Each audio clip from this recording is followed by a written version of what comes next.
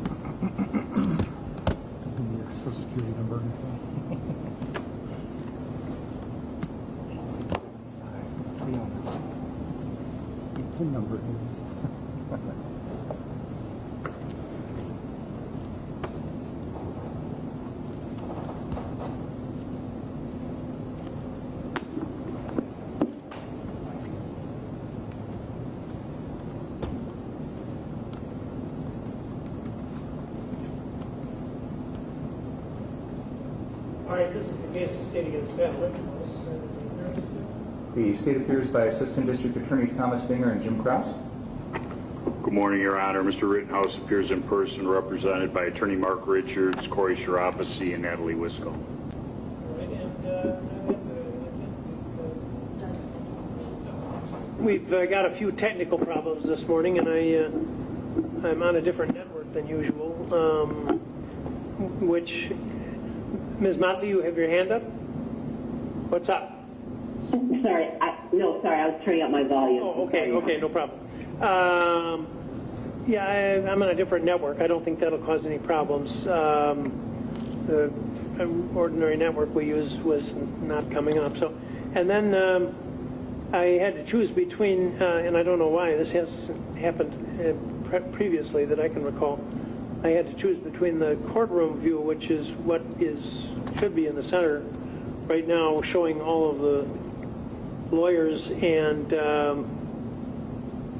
if I move it around, all the lawyers and the defendant, and or views of myself, and I figured people would rather look at the courtroom than me, but so that's just how it's set up at this time, and I could change it.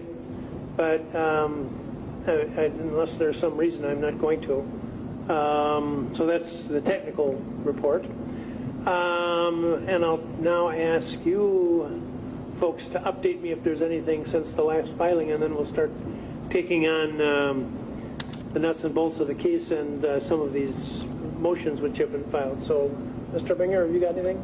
Judge, I just want to confirm with regard to the Victims' Rights Act, I know Ms. Motley was going to appear representing Mr. Grosskreutz.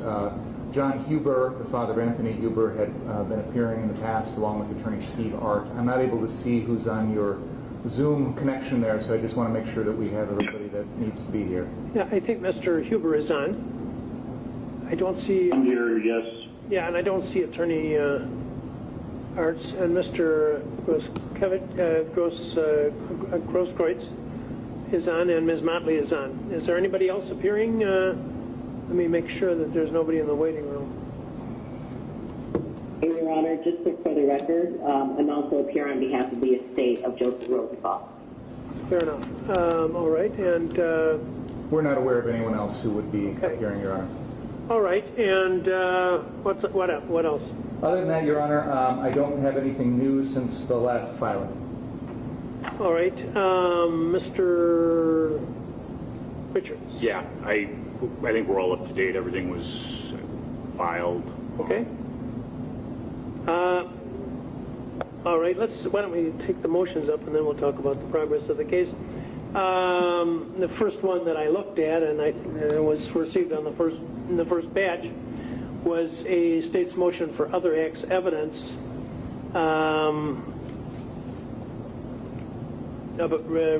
state alleging that on June 1st of last year, the defendant assaulted a female in Kenosha, and I did review your briefs. Did you want to add anything to what's already in the brief, Mr. Binger? Your Honor, I've reviewed the defense response brief, and I think that there is a notion that the defendant's state of mind is not relevant here, or that because there's really no dispute that these were intentional acts, that somehow the only issue remaining for trial is the reasonableness of the defendant's actions. That may very well be where we're at the end of the trial, but at the beginning of the trial, I have a burden of proof. There are claims against the defendant that go to his state of mind in terms of intent or recklessness, and it's my burden to prove that. At that time in the case, I won't have any testimony from the defendant. I don't know if he's going to testify or not. He doesn't have to. He has the right to remain silent. So I certainly can't presume what evidence may or may not come in the defense case. This is an unusual homicide case in the sense that it is not a whodunit. This is not a question of did the defendant kill anyone. The question is what was his state of mind and whether or not his actions were reasonable or not, and whether or not they go to intent or recklessness or some other mens rea. That is the mental state that the state needs to prove. We don't convict people without the requisite mens rea. So his state of mind is perhaps the most critical issue in this case. The motions that we filed, both this one and the other acts motion that we'll get to in a moment, illuminate the defendant's state of mind, both on the night in question and also on these preceding events of June 1st and August 10th, which is the date of the other motion, or the events of the other motion. And I believe that these motions help the jury to understand the defendant's state of mind. And I think that that is a relevant element, both in terms of the criminal charges here and also under State v. Sullivan, in terms of intent, motive, knowledge, absence of mistake, etc. The first motion that you discussed, Judge, has two prongs to it. One is with regard to that June 1st fight. That is a fight which has been captured on video. It is an incident in which it's my understanding that the defendant's sister got into a physical altercation with another female. This was essentially a one-on-one fight, somewhat of a consensual fight. Both of them interested in assaulting one another. But in the midst of that, Mr. Rittenhouse intervenes and begins to add on to what his sister is doing to this other female by assaulting that second female. And I think that that goes to the defendant's state of mind in this case because it shows that his understanding of self-defense, his understanding of the need for self-defense is a certain way, and I think it's an improper and unjustified use of it. I also think it goes to what I will posit will be a strong theory of the state's case here, which is the defendant is essentially a teenage vigilante involving himself in things that don't concern him. And we have a common theme here, both with regard to this incident and the August 10th incident that's the subject of our second other acts motion. The defendant throwing himself into situations that don't concern him, that he has no complete knowledge of, that no one asked him to be involved in, and using force or threatening to use force in an unjustified, illegal, unwarranted manner. So I think with regard to this other acts motion, that June 1st incident illuminates the truth for the jury. It illuminates the defendant's state of mind. And the jury is going to have to consider that state of mind when it makes its determination here in this case. The second part of that other acts motion is with regard to the incident after a court appearance in January, where the defendant goes to a bar in Racine and is serenaded by members of the Proud Boys.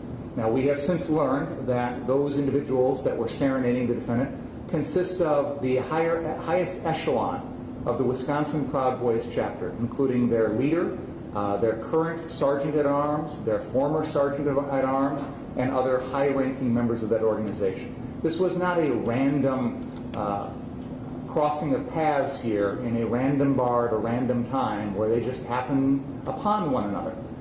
This was something that was coordinated. This is something where Mr. Rittenhouse intended to be there. These other individuals intended to be there. And the Proud Boys organization is relevant to this case because we have to put the incident of August 25th in context. This was not a festival in the park where somebody suddenly pulled out a gun and started randomly shooting. Most everyone that was there on the streets of Kenosha on August 25th was there because of their beliefs, one way or another, with regards to the shooting of Jacob Blake. And I don't need to argue one side or the other. The court does not need to make a determination one side or the other. But we can't ignore the fact that people were drawn to the streets of Kenosha that night because of a response to the shooting of Jacob Blake. There were some out there that believed that that shooting was justified. Some felt it was unjustified. There were other chaos tourists like the defendant who were drawn like a moth to the flame to our community. We've seen folks that have committed crimes under the cover of that chaos, burglaries and looting and arson. The defendant wasn't one of those people, but this was the type of person that was drawn to our community. The defendant, I believe, was drawn to this incident because of his beliefs, which are consistent with those of the Proud Boys. And I believe that those beliefs include a desire to use violence to support that philosophy. The Proud Boys are a well-known national organization that takes pride in using violence to achieve their means, that takes pride in showing up at rallies and protests by what they consider to be their opposition, which can be loosely considered to be Black Lives Matter or Antifa or whatever you want to call them, and using violence to disrupt those protests. The defendant came to our community. He's not a resident. He's underage. He's out after curfew. He's armed with an illegal weapon. Why? That is the question. His state of mind, his intent that night, is a crucial issue in this case. The defense will no doubt try and portray the defendant as an altruistic, young, idealistic individual who was here to try and help our community, protect the business, clean up graffiti, use his medical supplies to help people in need. They will try and show his state of mind as being a positive, helping one. The state is entitled to introduce evidence that further illuminates his state of mind for the jury. And the jury will ultimately make the decision as to his intent, his motives, his state of mind, what he personally believed at the time of these shootings, and they will introduce their reasonable impressions as our community members as to what a reasonable person would do in those circumstances. So those are the questions the jury is going to be asked. I believe a jury's trial is about the truth. I believe that these issues go to the truth of the matter. The jury can be advised as to how to consider the weight of this evidence. The jury can make its determination as to the weight and the relevance, the importance of, or the pertinence of this in terms of whether it's really a true description of the defendant's state of mind or whether the other side, portraying him in a different light, is the true portrait of his state of mind. But I believe the state is entitled to introduce these two pieces of evidence as part of our first other acts motion because it goes directly to these issues. Looking at the Sullivan factors, these are being sought to be admitted for a proper purpose. They are relevant to the issues at the trial, and they are not unduly prejudicial. They are close in time. They are directly relevant to the factors in this case. The court can give a limiting instruction as to the use of this evidence, which will also help to mitigate any undue prejudice here. But again, these are the defendant's own actions. He's responsible for his actions. What he did on June 1st, what he did at the bar in January in Racine, and of course, what happened on August 25th here. So for all those reasons, Your Honor, I believe that the court should grant our first other acts motion and allow the state to introduce these pieces of evidence as part of our case in chief. Thank you. Thank you, Mr. Richards. Mr. Sharafi. Judge, I'm going to address it if I could. Thanks. So as it relates to the first other acts on June 1st, so the state is asking you or inferring that they're able to ascertain Mr. Rittenhouse's state of mind 2.5 months prior to the incident. So his state of mind on June 1st and his actions on June 1st somehow play a role in his state of mind on August 25th. This is, as an officer of the court, this is what I'm telling you. Mr. Rittenhouse it will not be debated that this action was intentional. It will not be debated that the action was intentional, and he will raise the issue regarding self-defense. When we're looking at the purpose of other acts, intent is one purpose, and it's a proper purpose. However, intent is normally admitted if it undermines an innocent explanation for the person's behavior. That is not happening here. There is no innocent explanation. There's an explanation, but he fired the firearm intentionally. as it relates to motive, if they are trying to establish that he had some motive 2.5 months before, teenagers getting into a fist fight, does that make it more or less probable? Is it a fact of consequence that he was in a fight 2.5 months earlier that he did not act in self-defense in this case? Does that make that more or less probable? The answer is it does not. It doesn't have anything to do with whether or not it makes it more or less probable that he acted in self-defense. The entirety of this is captured on video. The only issue in this case is going to be the reasonableness of those actions as they're determined subjectively and then objectively from a reasonable person in his position. So they describe him as being somebody who comes to Kenosha looking for trouble, even though they don't mention he works in Kenosha. He works in Pleasant Prairie. And that his father lives in Kenosha. And I would submit to you that when you look at the similarities, if we're really going to do a Sullivan analysis, the biggest thing in Sullivan that was different really was the manner and form in which one was a verbal argument, one was an assault. And if we have reached the position where teenagers getting into fistfights makes it more probable that a teenager then used a firearm in self-defense, when we have the self-defense on tape, we have the case on tape, I would submit to you it adds nothing to that determination as to whether or not his actions were or were not in self-defense and whether they were or were not reasonable under the circumstances. So where I believe it fails, if you believe it's the proper purpose, it adds nothing to the case as it relates to his state of mind 2.5 months later.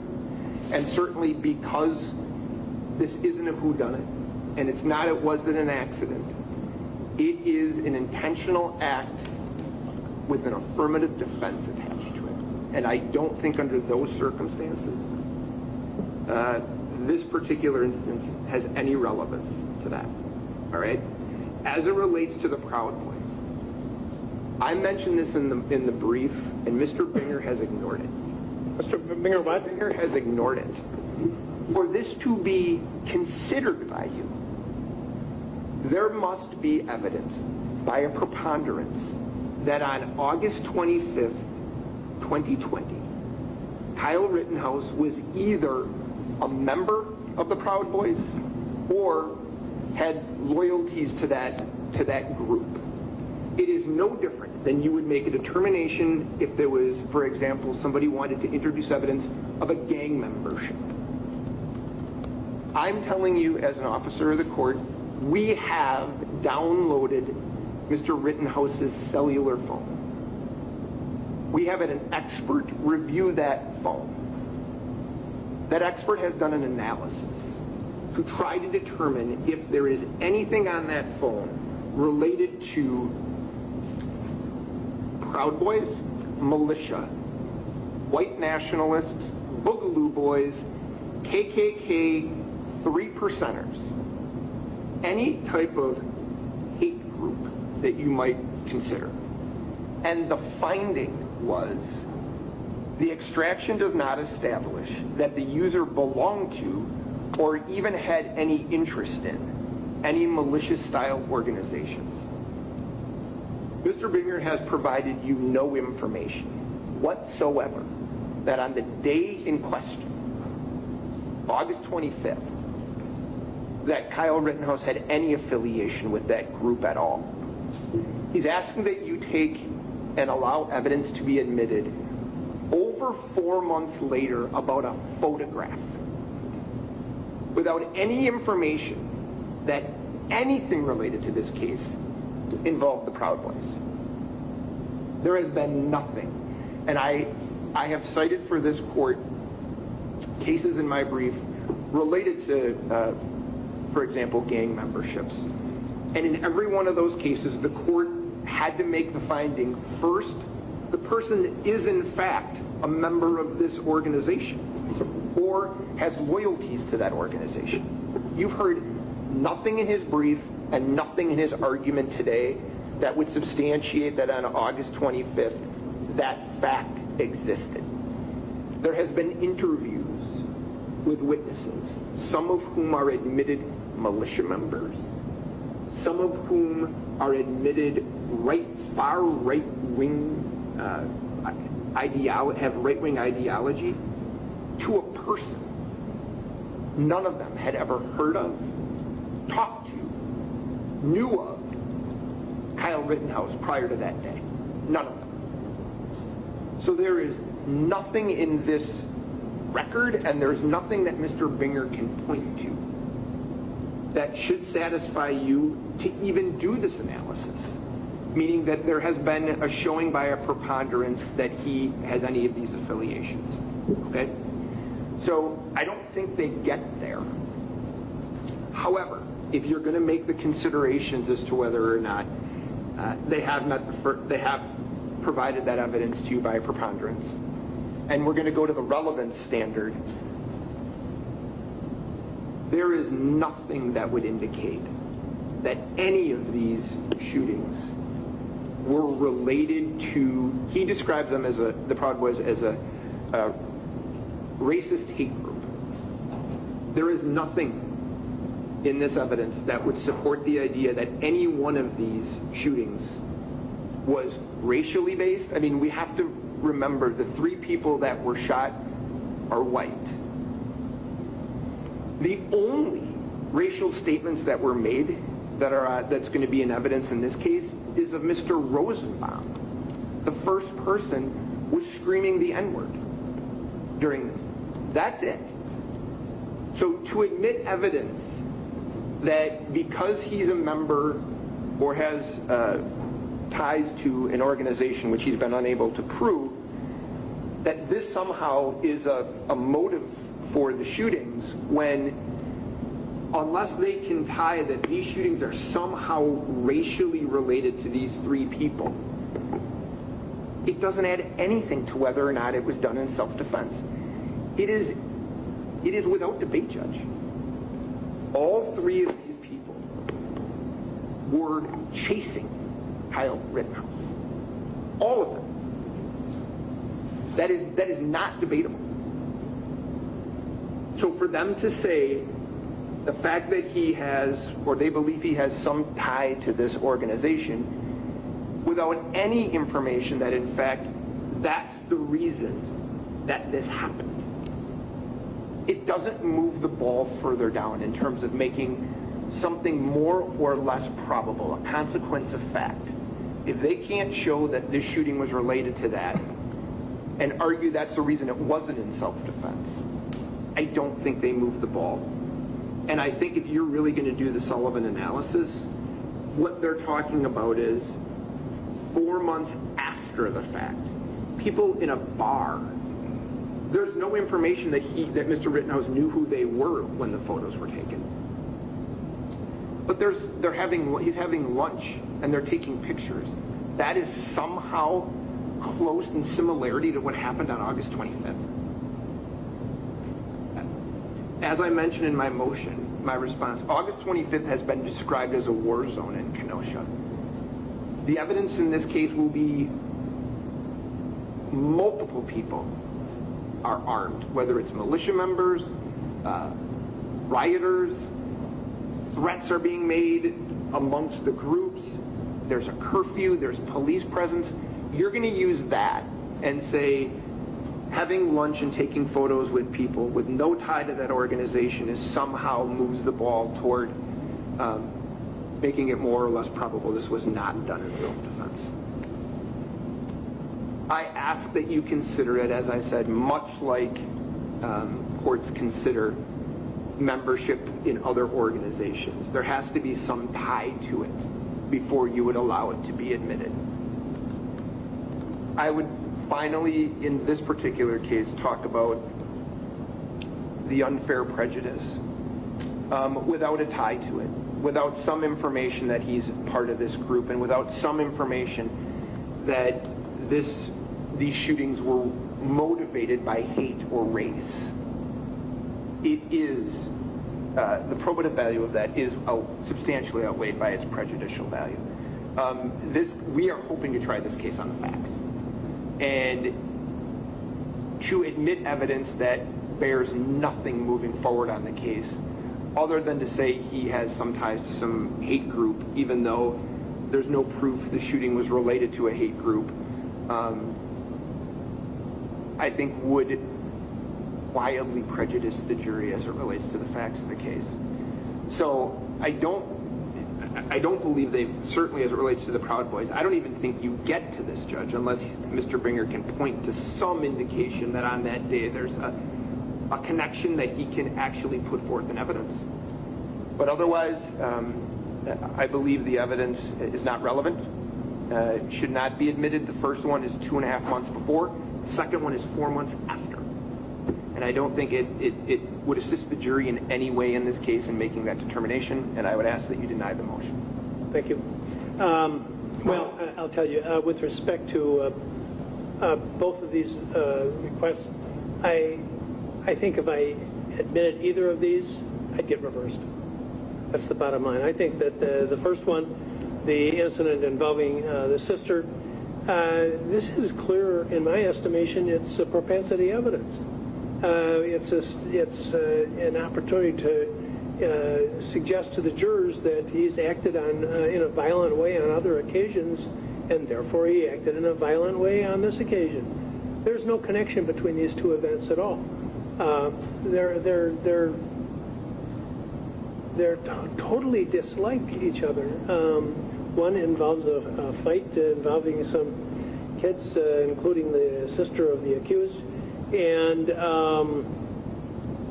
how he reacted in that particular instance, which has nothing to do with what happened in an incident which, and I haven't seen all the videos that you folks have had, or seen witness statements as you have, but it sounds like pretty clearly that at the time that the first incident occurred, and certainly I've seen the videos of the second set of shootings, that in all of the instances there was actually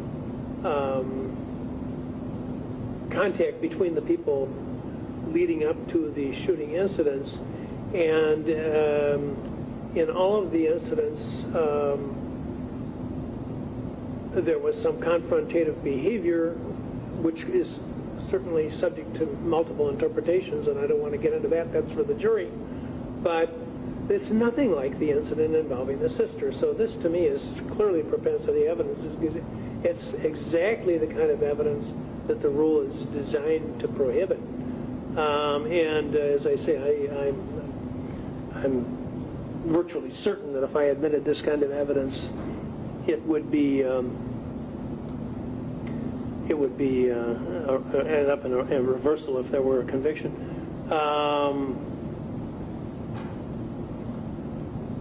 There's reference. You make reference to having a consistent motive.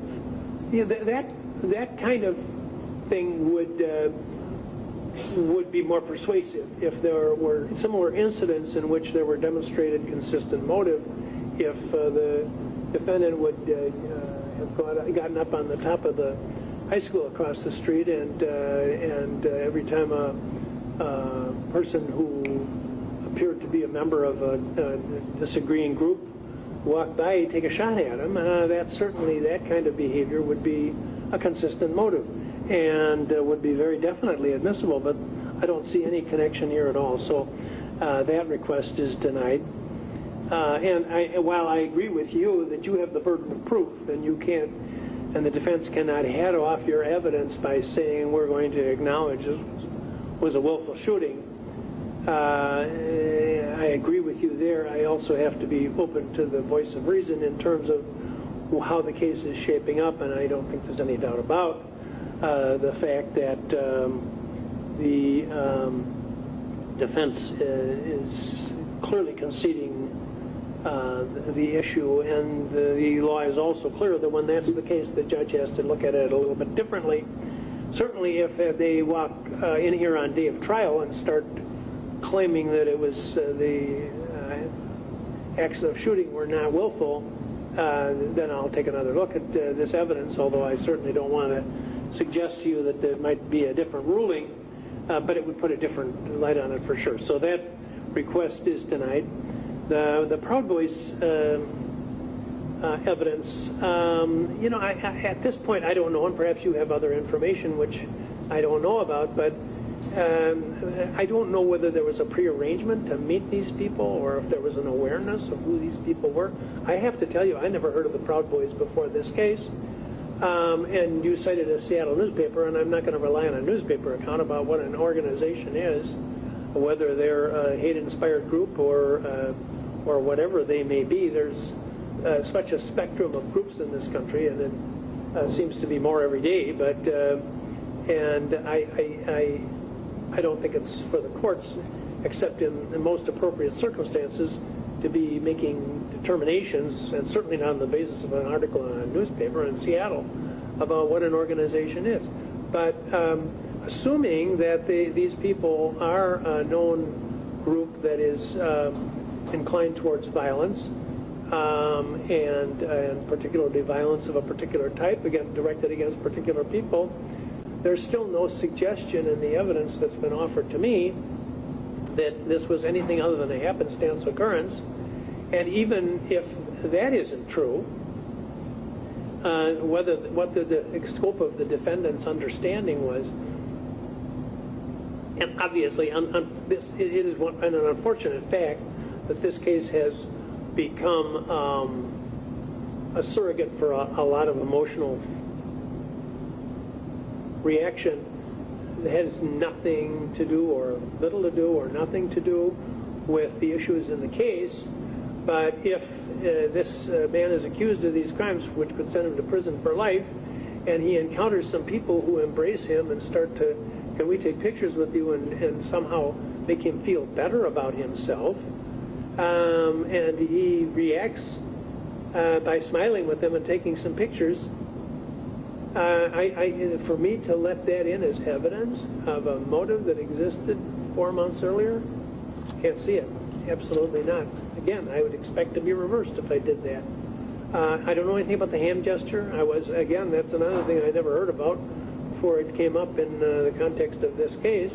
And I don't know about it, and I sit in the criminal courts all day long, and I deal with a lot of racially charged cases, believe me, and I never heard about this hand gesture, meaning having any, well, the first time I saw it, or a version of it, was Chef Boyardee on a can of spaghetti.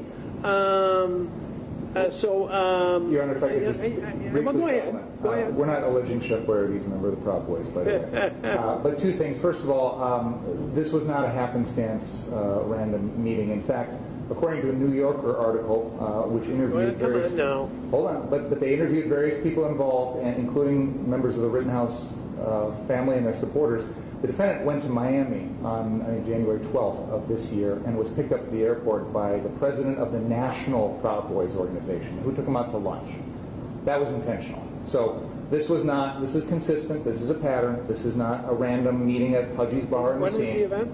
This was January 12th, so this was 9 days or 8 days after the incident at Pudgy's Bar in Racine. The defendant's in Miami, picked up at the airport by the head of the National Proud Boys organization. So I submit to you, the question the defense asks is, what's the proof that he's affiliated with his organization? This is the proof. He goes out after court, drives up to Racine and meets them at a bar, goes to Miami, is picked up at the airport, and has lunch with the national head of that. So this is the evidence of the affiliation. What does that mean about August 25th of last year? And the jury can make a decision on that, Your Honor. I believe that it is consistent with the Proud Boys' mantra, their philosophy of going to these types of protests armed with the intent of causing violence. And I think we will be prepared to introduce testimony from someone who is affiliated with the Proud Boys, and will tell the jury about their philosophy, will tell the jury what sort of violent activities they do at these incidents. So again, I understand the court doesn't want to rely on a Seattle newspaper article. We will have a witness who will tell the jury exactly what the Proud Boys is about, exactly what they try and do, exactly what their philosophy is. We'll identify the people in these meetings. Okay, so I understand the court may believe that because of the prejudicial nature of this, we're not going to introduce the evidence, but I want to button down those two issues. This was not a random chance meeting at Pudgy's pub because of the incident in Miami, and second of all, we will introduce evidence about the Proud Boys, far more than a newspaper article. So those issues, we can surmount those obstacles to the court's ruling, if that's what the court is concerned about. All right, let's assume you're bringing in the evidence about the Proud Boys being in Kenosha on the day in question, and that they're here for their purposes. Is there any suggestion that they were connected in any way with the accused? On the date of August 25th, I will acknowledge that I am not going to be able to prove that that was a coordinated thing between the defendant and the Proud Boys that night. However, I believe there's a strong inference based on the fact that after court in January, he goes out to Pudgy's, goes down to Miami later that month, and meets with not only the head of the Wisconsin Proud Boys, but the head of the national Proud Boys. I think there's an inference to be drawn from that. Now, the jury can be instructed what weight to give it, but the defendant's actions of coming into our community illegally after curfew with a gun at the time of a protest is entirely consistent with what the Proud Boys make it their job to do. And then he meets with the leaders afterwards. To me, I think there's a reasonable inference that these are consistent motives all along. Okay, and you've been in here enough, Mr. Krause has been in here enough to know that we get these pre-sentences where the defendant is accused of any number of things, and there's a section in there about gang membership. And I have stated probably 100 times, probably more than that, that I breeze right past that because I'm not interested in these accusations about group responsibility unless it's directly connected that the defendant is active in the criminal enterprises of the organization, or, there's kids in neighborhoods right here in Kenosha who join gangs because they're afraid not to. Pope Benedict was a member of the Nazi youth because he had to be. This type of evidence is very dangerous. You make some points that might be legitimate. I certainly would keep the door open if you can show that there's any connection between the defendant on the day in question and this organization. But as I said before, if this organization embraces the defendant after the fact because he's lionized because of his behavior, that is not something that the jury can make anything out of that would be lawful. So, as I say, I'll keep the door open a small amount if you've got some evidence to suggest that there was some prior knowledge or awareness, but otherwise I think the evidence would be poisoned and would not be allowed. All right, now the next one is the defendant's first motion in limine, and that, well, there's a series of statements in there. Let's see.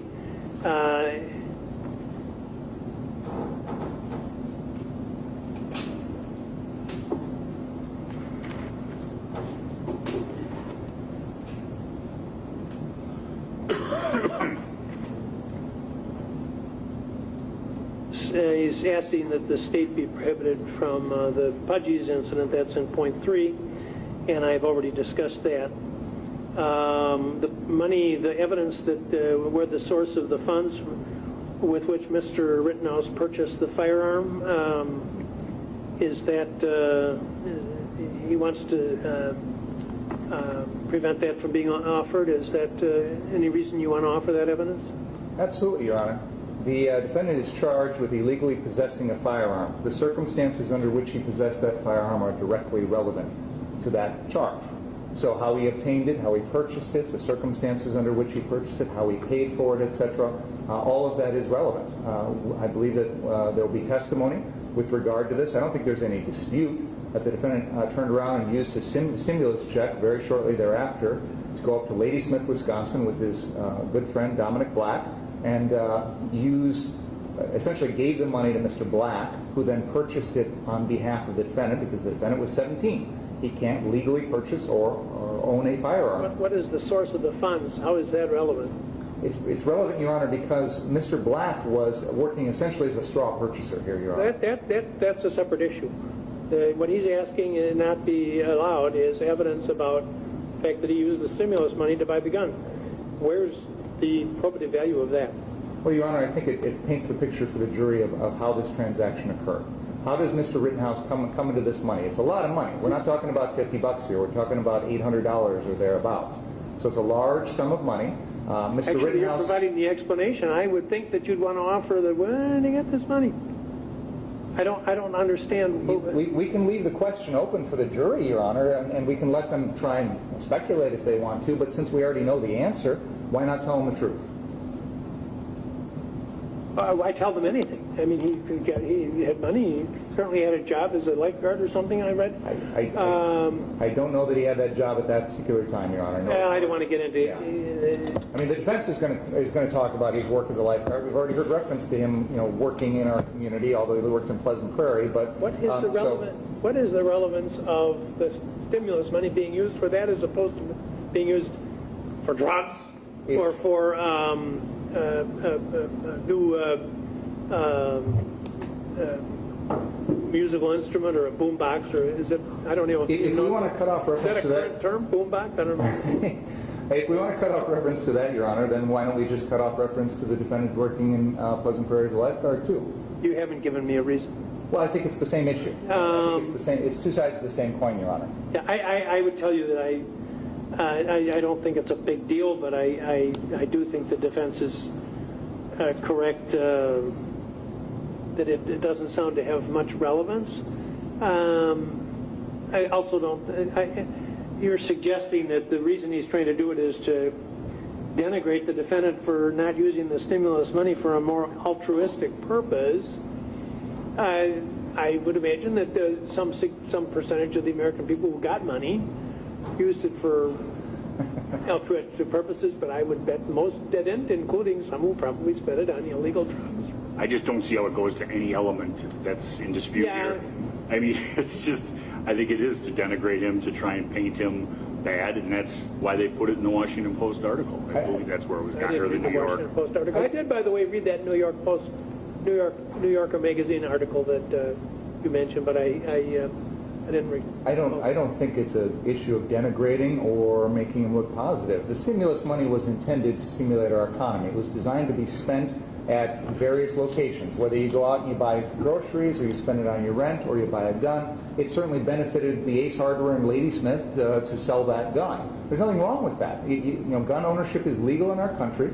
Dominic Black purchased the gun. He's legally able to do that. Of course, the defendant isn't, but there's no implication here by the fact that it's stimulus money used to purchase a gun. There's no automatic implication, positive or negative, on that. It's exactly what the stimulus money was intended to do, was to be used to stimulate our economy by supporting businesses. Yeah, I think it's going to elongate the trial. So to me, it's, I'm not going to give you a definitive ruling now, because it's not, in my estimation, it's not that objectionable, but it's also not that probative. And I tell you what, we're not going to spend as much time at the trial as we are today talking about this, because we want to move this case along. So if he asks and you object, you're going to get a one-word response as to whether I decide at that given moment in time whether it's, and that may have something to do with the pace at which we're moving. So I just don't want to get bogged down. The item number 3B, that's Pudgy's again.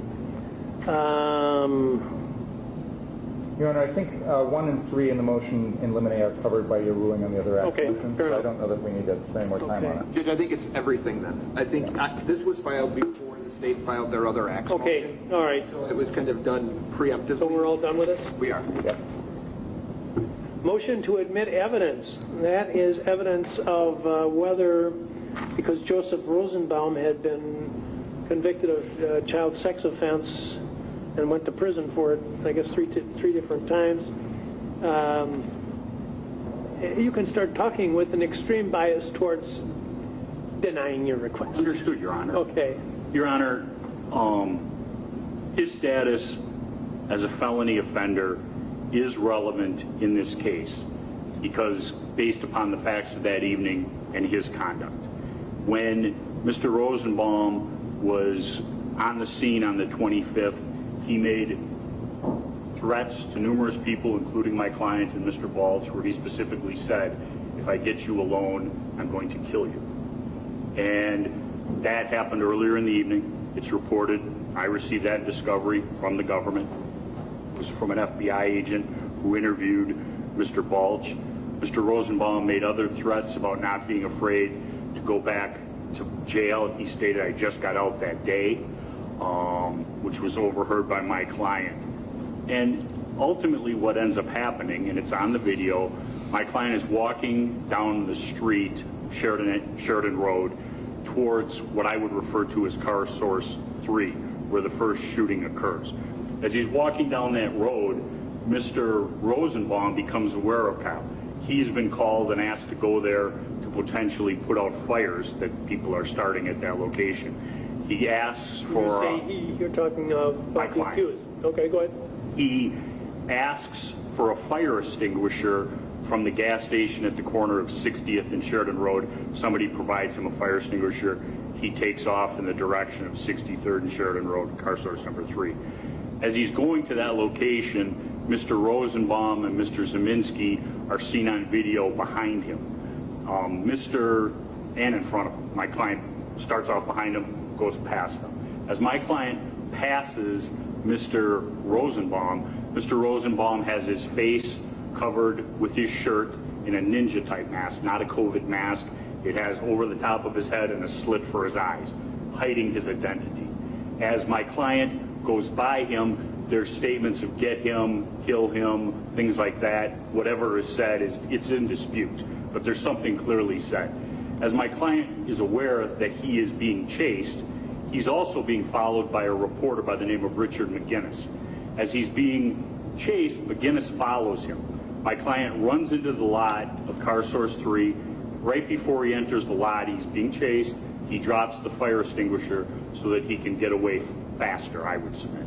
As he gets into the middle of the car source 3 lot, Mr. Rosenbaum continues to follow, chasing him. He throws something at him, which has now been determined to be a metallic type bag. You see it clearly in the video. Mr. Rosenbaum fires it at my client. There's evidence that there was something in that bag that was removed before it's recovered by police, also from a statement from, I believe it's Mr. Balch. My client turns around, addresses Mr. Rosenbaum, still being followed by Rosenbaum chased and Richard McGinnis off to the side. He turns around when Mr. Rosenbaum does not stop, even though he's pointed a firearm in his direction, and begins running away further, and he's looking over his shoulder back at Mr. Rosenbaum, who continues to advance. Richard McGinnis states that Mr. Rosenbaum continues to run at Kyle, even though Kyle is now addressing him and pointing a firearm in his direction. Mr. McGinnis states that he lets out, as he describes it, a blood-curdling scream yelling the F word. He being? Mr. Rosenbaum. Go ahead. My client, as he's jumping towards him, fires the 4 shots, which take less than 1 second, hitting Mr. Rosenbaum. Your Honor, Mr. Rosenbaum had the will, he had the intent, and he had stated what his motive was, to take somebody who he believed as a threat, who had put out fires that he had been starting, had been stopping them from burning down buildings, and now was his chance. Mr. Rosenbaum, because of his status as a convicted felon, is unable to lawfully possess a firearm, could not purchase a firearm. He saw this as the opportunity to possess a firearm and take care of what he believed was a threat or a problem to the rioters, not demonstrators, rioters, which Mr. Rosenbaum was. There's numerous photos earlier of Mr. Rosenbaum wearing a shirt in a proper fashion over his body, not using it as a mask. In the state of Wisconsin, hiding your identity to commit a crime is in itself a crime. he was doing it. Your Honor, the case that I've cited in the brief, State v. Ingram 204 with 2nd 177, and it's also cited in the annotations for the witty cautionary instruction. And I know the court knows that it's your case. It's the fleeing and the looting, and the state sought to put in the fact that he was convicted. In this case, it is our argument that he was trying to take the gun, one, because it was readily available, two, he could not legally purchase one. Many of the individuals that evening on both sides of this were heavily armed. There's Black Lives Matter individuals with guns. There's people who are protecting property with guns. There's militia members parading around. It's our position that Mr. Rosenbaum could not legally possess a gun, but that wasn't going to stop or deter him. And, you know, I read the newspapers, I read the stuff, and everybody's, oh, he just wants to put that in to sully the victim. One, it hasn't been determined. To sully the victim? Okay, go ahead. One, it hasn't been determined whether he's a victim or whether this was a justified homicide on the part of my client. Secondly, under Old Chief versus U.S. 204, United States 177, there could be stipulations that could be entered into. In this case, it doesn't have to be that he's a convicted pedophile. It can be that he was a convicted felon, which serves a purpose. He was stealing a firearm while masked, attempting to, which is a felony in the state of Wisconsin. Theft of a firearm, masked, felon in possession of a firearm are just a list, not to mention attempted battery, things like that, that he was attempting to do that evening to my client before he was shot. It's highly probative. It explains why Mr. Rosenbaum possibly didn't bring his own gun, why he was seeking to get the gun from my client. And that isn't my client's words. My client would testify to that, but it's an independent witness who the government has listed as a complaining witness, Richard McGinnis, who says he was going for Kyle's gun. And that's in interviews to law enforcement, and that's in interviews to my investigator. Did you say when you began that there's a witness who reported hearing Mr. Rosenbaum say he just got out of jail that day to the accused? Yes. He said he was announcing it to the people at Car Source 2 where my client was in the property.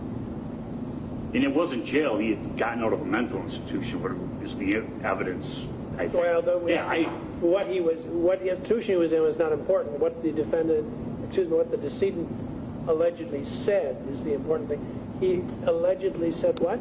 He said, words to the effect, I just got out of jail today, I'm not afraid to go back. And is that in the discovery, I assume? I don't remember those words. I know he had gotten out of, I think it was a commitment that day, not jail, but I don't recall seeing those words. Go ahead, I interrupted you. Hey, Your Honor, that's the argument. He said it. It's in the discovery, which I was provided by the state. It's reported by numerous individuals, and you know, there's that incident. There's where he's yelling to people, "Just shoot me, N-word." He was not a demonstrator. He was somebody who came to Kenosha, whether he lived here or he didn't, came to the downtown area to wreak havoc on this city. And our position is he ended up attacking our client because our client was alone, and our client ran from him as far as he could. And in the drone footage, you see him run up against a wall of cars. He stopped at that location, and he can't go any further. On the other side of the cars, from the drone footage, you see the demonstrators bashing in the car windows, and he didn't want to run through that. He turns around, he addresses Mr. Rosenbaum. After Mr. Rosenbaum's buddy, Mr. Zeminski's already fired the first shot within seconds of Kyle firing.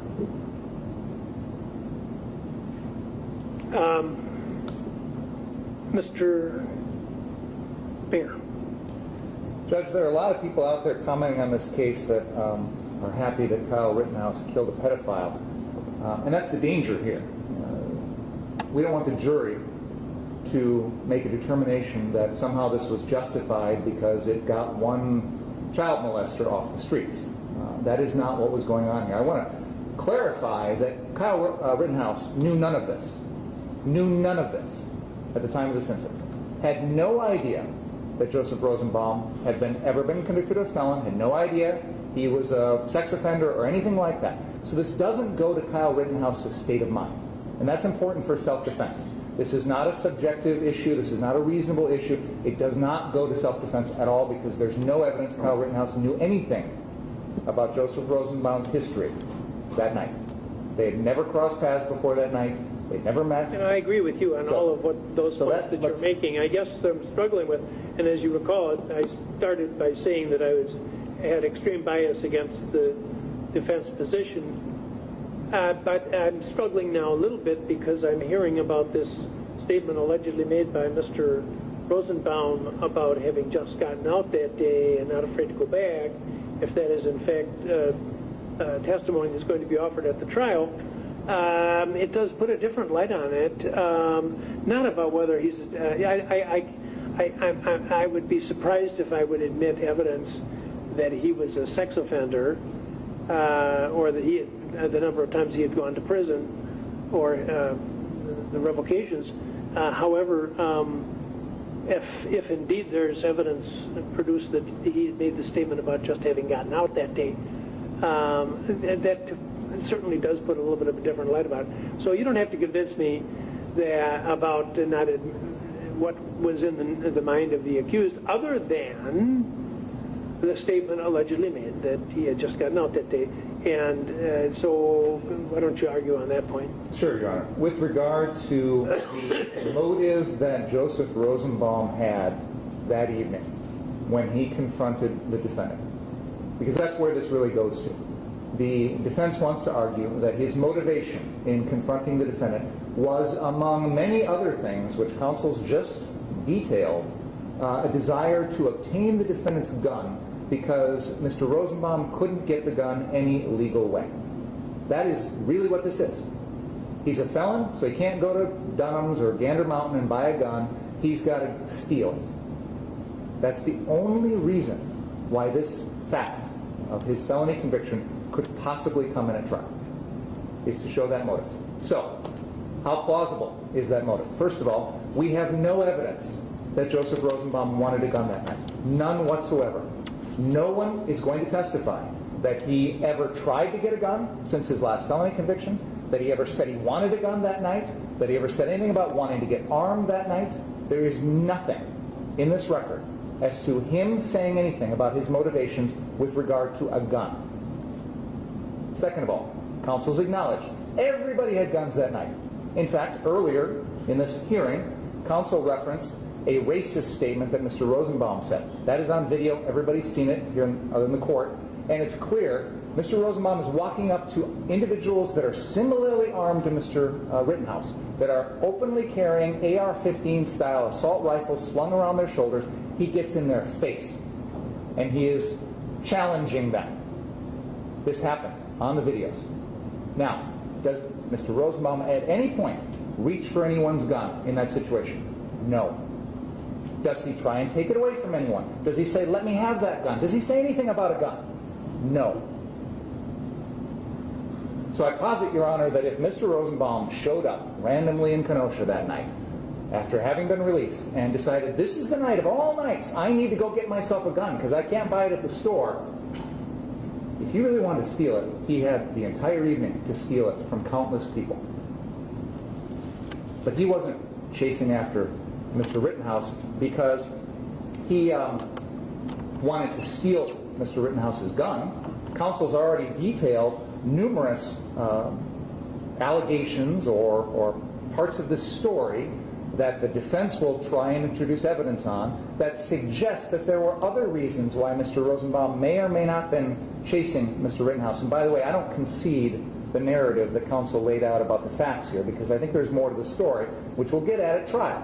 But at any rate, if you listen to counsel's argument, the allegation is that Mr. Rosenbaum was starting fires. He was trying to destroy property. The defendant was grabbing a fire extinguisher, trying to stop Mr. Rosenbaum. They had multiple interactions, at least one at the car source on 59, and then maybe later on as they're traveling down Sheridan towards the 63rd Street car source.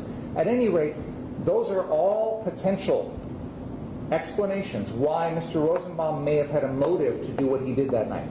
And they are far more relevant in time, plausible, and consistent with the evidence than this obscure notion, this implausible and irrational notion, this unreasonable notion that Mr. Rosenbaum decided this was the night that I need to go get myself a gun illegally on the street, and that's the person I'm going to take it from. I mean, Mr. Rosenbaum, to say that the best way for him to go get a gun that night is to approach an openly armed individual carrying an assault rifle slung around his shoulder and take it from him by force, it strains credibility, Your Honor. Now, in their motion, the defense has suggested that there's some evidence Mr. Rosenbaum was reaching for Mr. Rittenhouse's gun. Now, they didn't mention that here in the hearing, but it's in their motion. Well, let's talk about the circumstances of that interaction. Yes, it is on video that at some point Mr. Rosenbaum is running through the 63rd Street car source, chasing after Mr. Rittenhouse. He throws a plastic bag. It's not a metallic bag. It's a plastic bag towards Mr. Rittenhouse, which lands harmlessly 10 feet behind Mr. Rittenhouse as they're running. I've read that over and over again about the plastic bag being thrown at somebody. Now,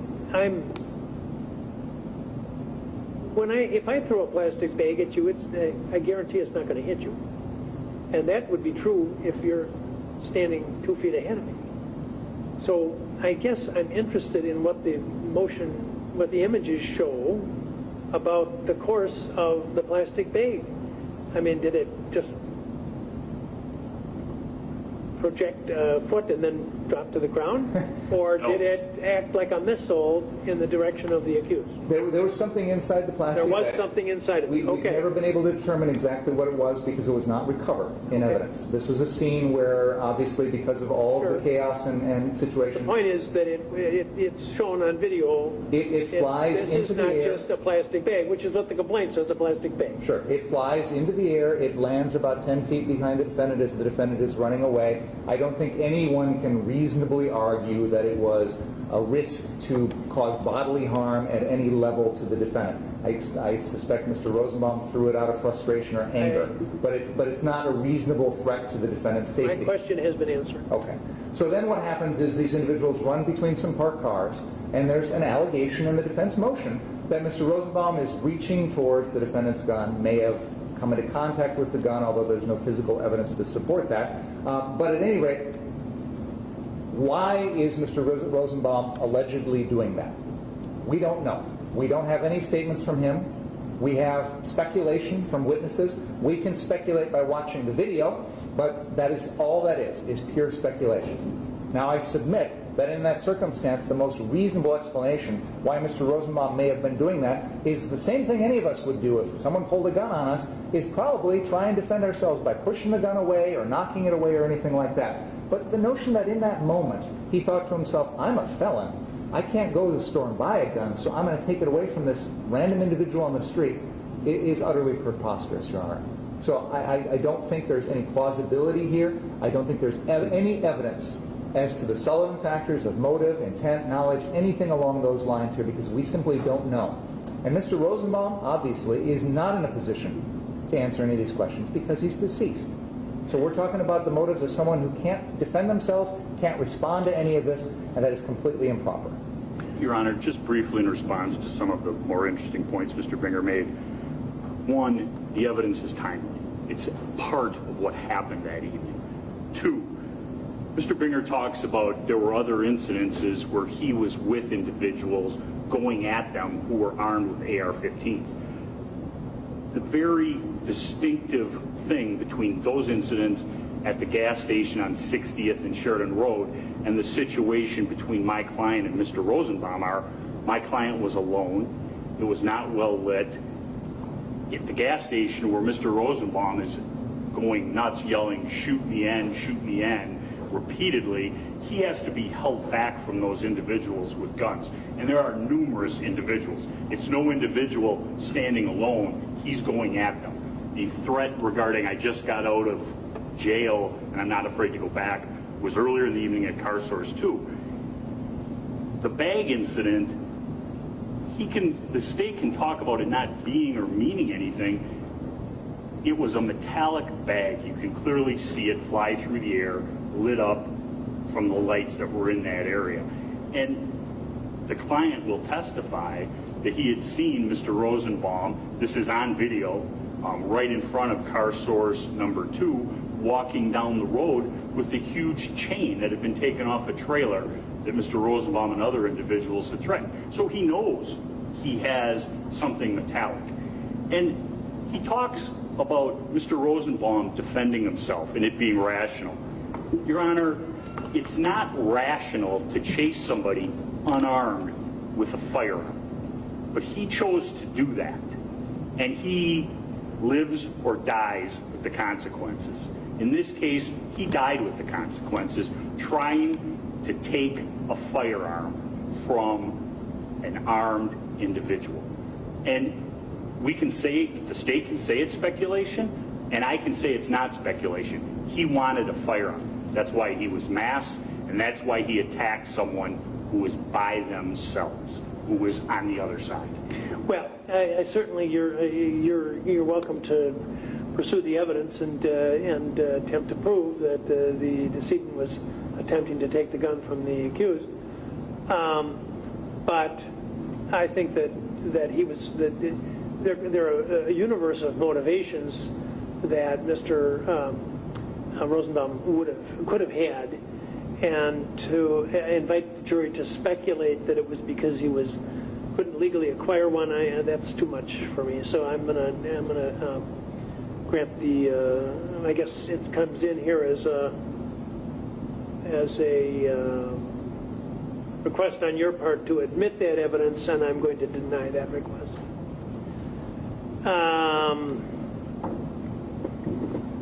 Notice of intent to enter. Oh, this is the testimony of John R. Black. By the way, the clerk told me that there were some materials received today about expert witnesses that I have not seen. They were not filed until either this morning or last night. Yesterday afternoon, and I haven't seen them, and I hope they're not something that you expected me to talk about today, because I've not even seen them. But I do have the discussion regarding John Black, and I will tell you before I hear what you have to say. Your Honor, before we go any further, can we just take like a 5-minute break? Your wish is my command. All right, let's start again at 25 after. Thank you. I think I've got a case waiting in the wings, don't I?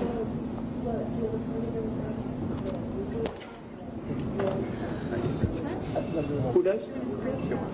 Okay. Yes. I'm just simply window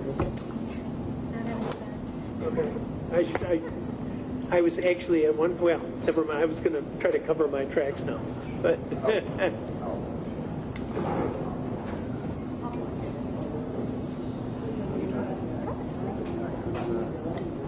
No, get rid of it. Good. What's on the 11th? What is the 11:30? Probation violation. Let me take a look. We may reschedule the 11:30. Beach. Oh, that's Joseph Beach. Okay.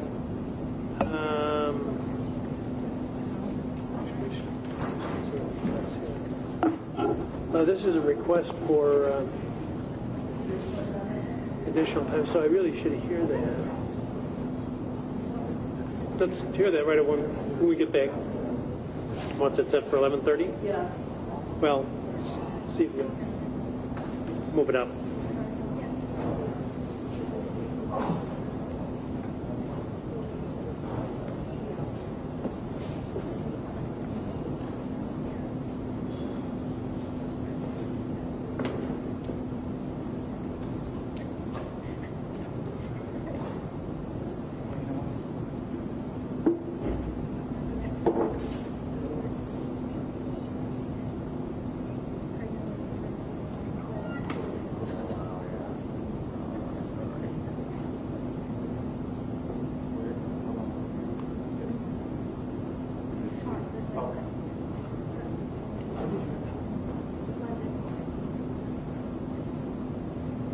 One today? I already have today.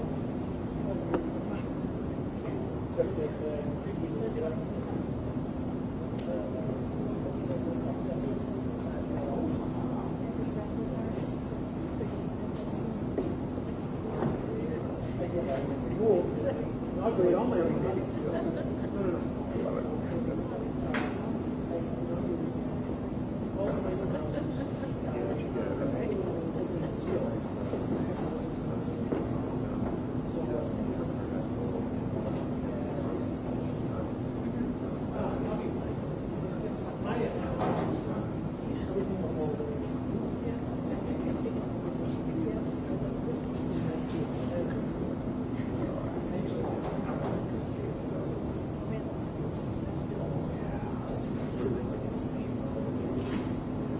Yeah, we don't put it in that.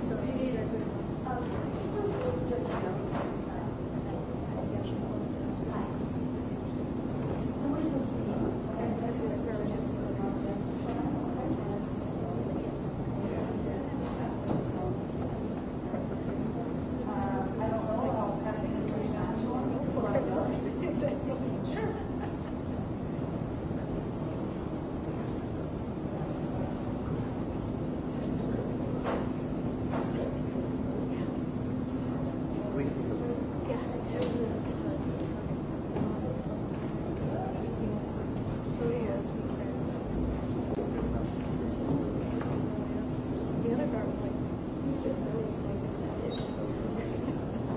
We may reschedule the 11:30. okay, Or I sent Kelly a message so she can be early.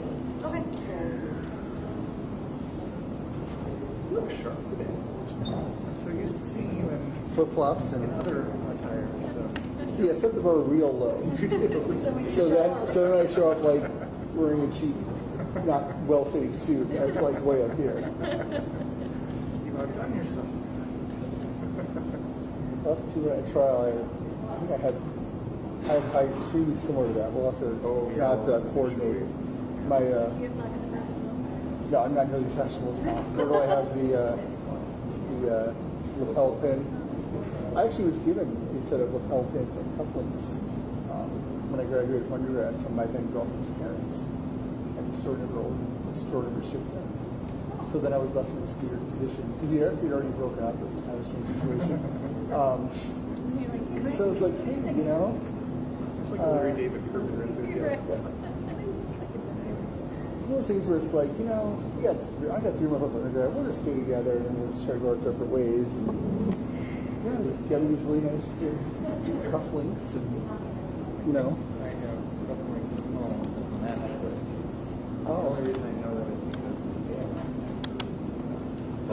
too. He's a very great singer. When all his buddies came back, they got married. So my dad would sing at their weddings. Ah. It's kind of a standard thing that he had a Thai class when he was a cufflinks as a kid. So my dad has 5 or 6 Thousands sets of of them. So I wear this one, which is like a pair of clothing shop or something. I don't know. Anyway, I think it's cool. But I don't have any shirts that. I guess I would really do the cufflinks. I think I wore. I think for a wedding I had the French cufflinks once. But yeah. Or a monogram. No, I'm not fashionable. By day 3 of this trial, I'll probably be back in flip-flops. Cycle through your repertoire. Yeah. Well, I did a 17-day jury trial in Detroit, and I was able to not replicate a single outfit. you. Duplicates. A little easier. Well, I heard it's easier. More difficult. I feel like you could just wear a white suit different time, or white just suit. Yeah, I guess that's the tie, thing. As long as you're 17 times. Which I do. I mean, probably 3 are actually not stained with corn. My wife is in University of Illinois grad. So that's why she looks in Illinois colors as a joke. Yes. She was in our, she went to lunch with Angie Judge Gabrielle a couple weeks ago, and she's like, "Who's in Mike's spot? Whose license plate is Double Badger?" And I was like, "It's like a half marathon," so I assumed that was you. Yes. And she was angered by that. So I took I agree with that. No, that there's Double Badger. And, we're on the exact opposite of every So like team sports. affiliation. Yeah. Brewers, Cubs, Bears, Packers. We don't really care about the NBA. I mean, I did this summer as a bandwagon fan, but Wisconsin, Illinois, which they're not really rivals, but and then so. But she likes to get an Illini colored things in the gym. Which is weird because we know everyone's car. So then but there's a different car there. When we go to a receptionist is part of there. I assume that it's someone parking there because people do like to see a spot park there. Right. And once in a while, somebody potentially not in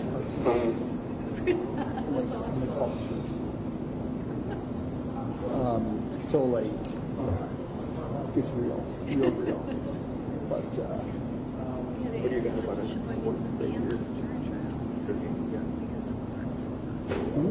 Allows full because of this jury selection. So she just like that's the drop. Pretty sure I towed the car. that would have taken 2 minutes.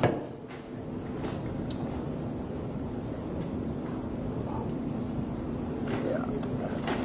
I find it funny that some of the judges here, some of the judges got closer to parking spots. I'm talking about closer. I did Purcell was on Fluffy for half the year. He hurt himself. That might make some sense. I noticed that there was some spots here. I really. Now you're walking the road. It's 30 feet, not 50 feet. Is it really? I guess it's minus 50.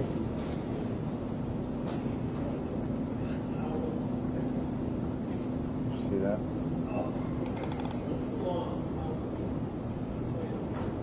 Oh, really? Mm-hmm.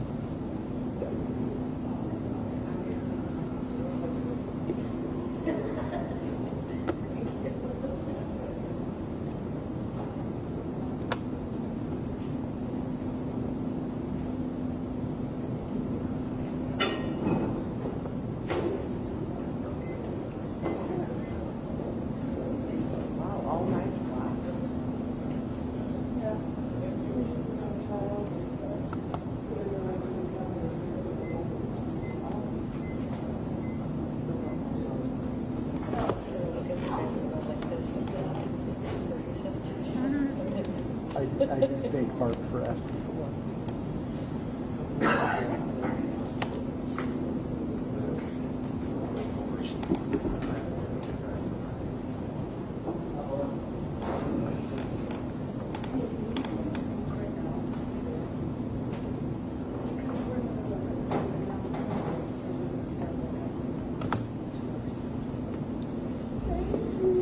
Say it, please.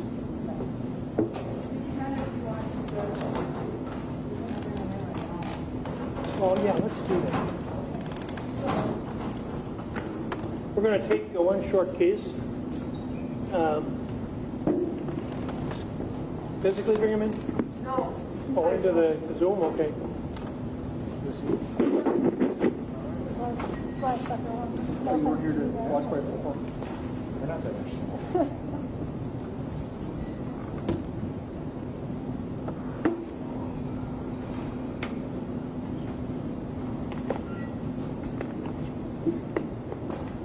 But you're gonna have to walk in because I don't know.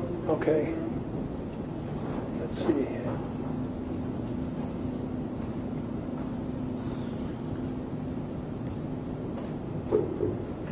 All right, he's not in the room yet. Okay. Yeah, no problem.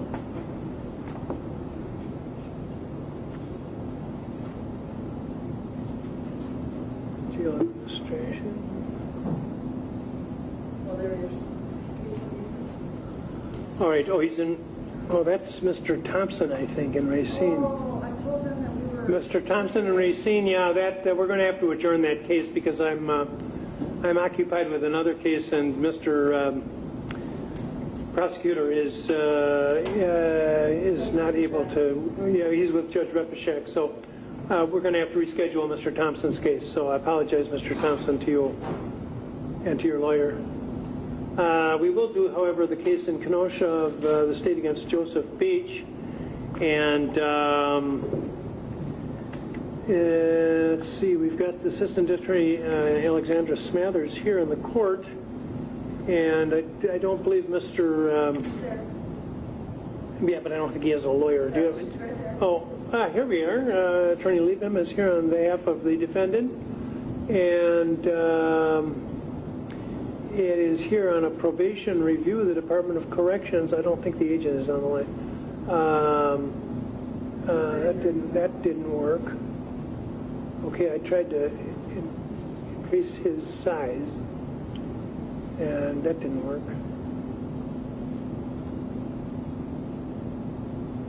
Okay, in fact, no, I can't find him at all. I hope he's not.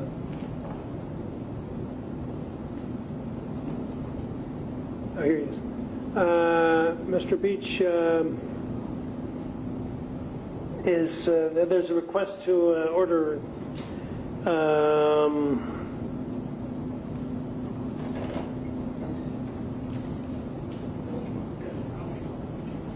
an additional disciplinary confinement on his probation. He's had 2 prior custody periods, one in May and one in July and August, for violating the no contact order for the victim and consuming alcohol. And agent reports just 3 days following his release, Mr. Beach was arrested on 8/23 for again violating his no contact order with the victim in these cases and for consumption of alcohol. Did you want to comment on that at all, Ms. Smathers? No, Your Honor. Ms. Liebman? Just briefly, Your Honor, Mr. Beach obviously was here prior for a no contact order violation. As he explained then, the victim did reach out to him. He was not attempting to have contact with her at that time. In this particular instance, when Mr. Beach was released from custody last time, he did not have anywhere to stay and was set up to stay with a mutual friend of the victim. They had gone out that night and the victim was there. Mr. Beach understands, though, that whether or not she wants contact or whether he wants contact, he understands that obviously he cannot keep violating the conditions of probation. As stated in the agent's letter, he had previously worked to try to get that no contact order lifted, but understands that the department does not feel that that is appropriate at this time. The only reason that he did have contact with the cops that night was because they were both helping their mutual friend back into his apartment, who's handicapped, and someone had called the cops because they were being loud. But there were no new charges, and he has been trying to keep in contact with his agent while he was released, and is willing to do any programming or treatment that his agent does find necessary. He's been working with Eddie Hartnell and KCDC to connect him to these services when he's released, so he does have somewhere to stay and does have other resources in the community, so he does not have to keep having contact with the victim. This has been a huge wake-up call for him, and he understands the seriousness of these violations, and we're asking for no additional jail time. Thank you. Thank you. What's the history prior to this case, Ms. Smathers? I'll pull it up, Your Honor, and just to note, the probation agent is now present.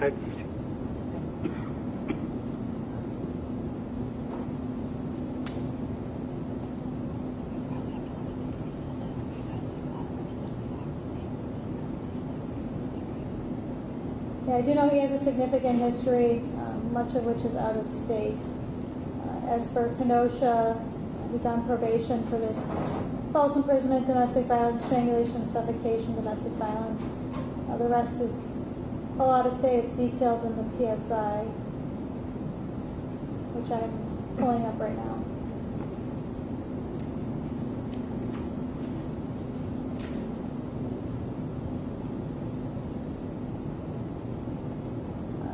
2020, possession of drug paraphernalia out of Windbrook Harbor, Illinois. 2007, unauthorized use of animal/vehicle/etc. larceny out of Suffolk, Virginia. 2003, entering property of another with intent to damage, also out of Virginia. Also 2003, breaking and entering grand larceny, also out of Virginia. All right, did you want to add anything, Ms. Starr? We don't have a specific. We don't have a specific recommendation with regards to conditional time, but we do feel that it would be appropriate considering the ongoing lack of cooperation with regards to his supervision and with the contact with the victim, despite knowing that he's not supposed to, and then given also his history of behavior when under the influence and committing offenses. We would like for the court to take that into consideration. Thank you. Did you want to say anything, Mr. Beach?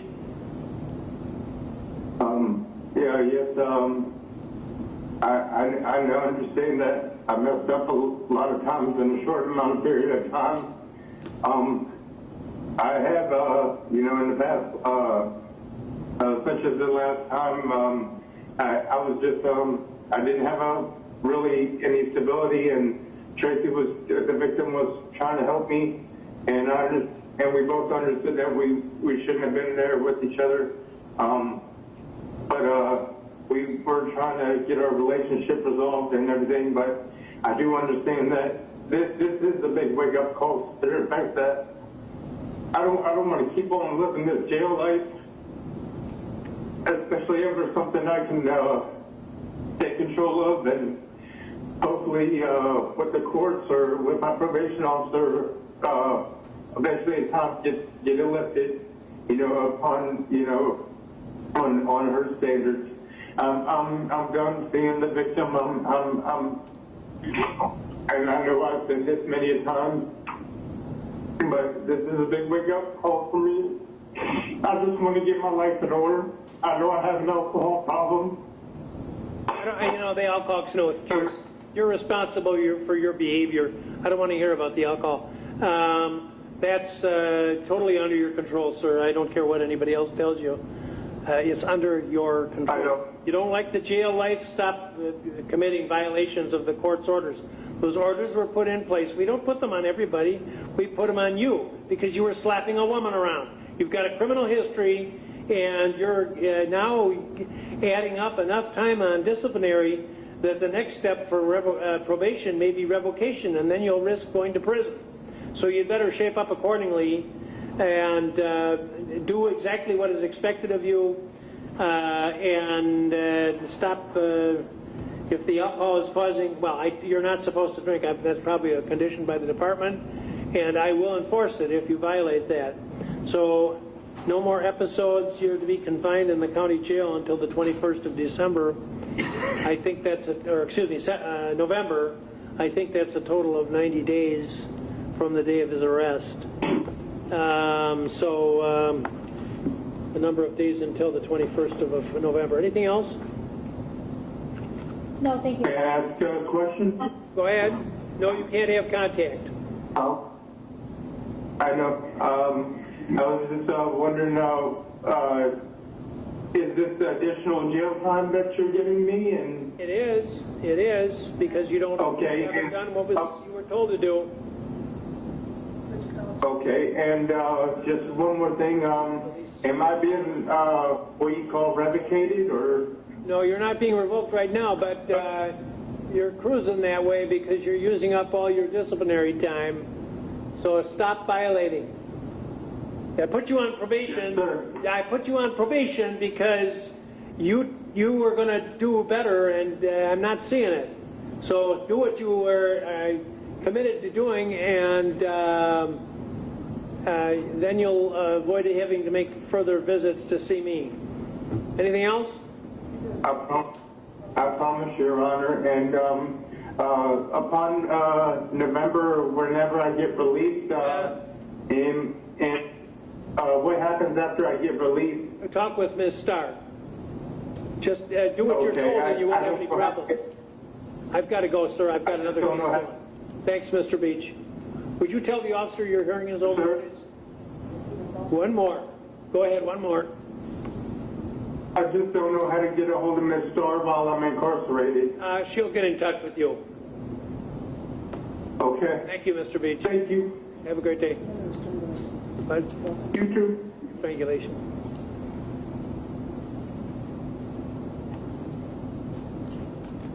All right, apologize. We're back, and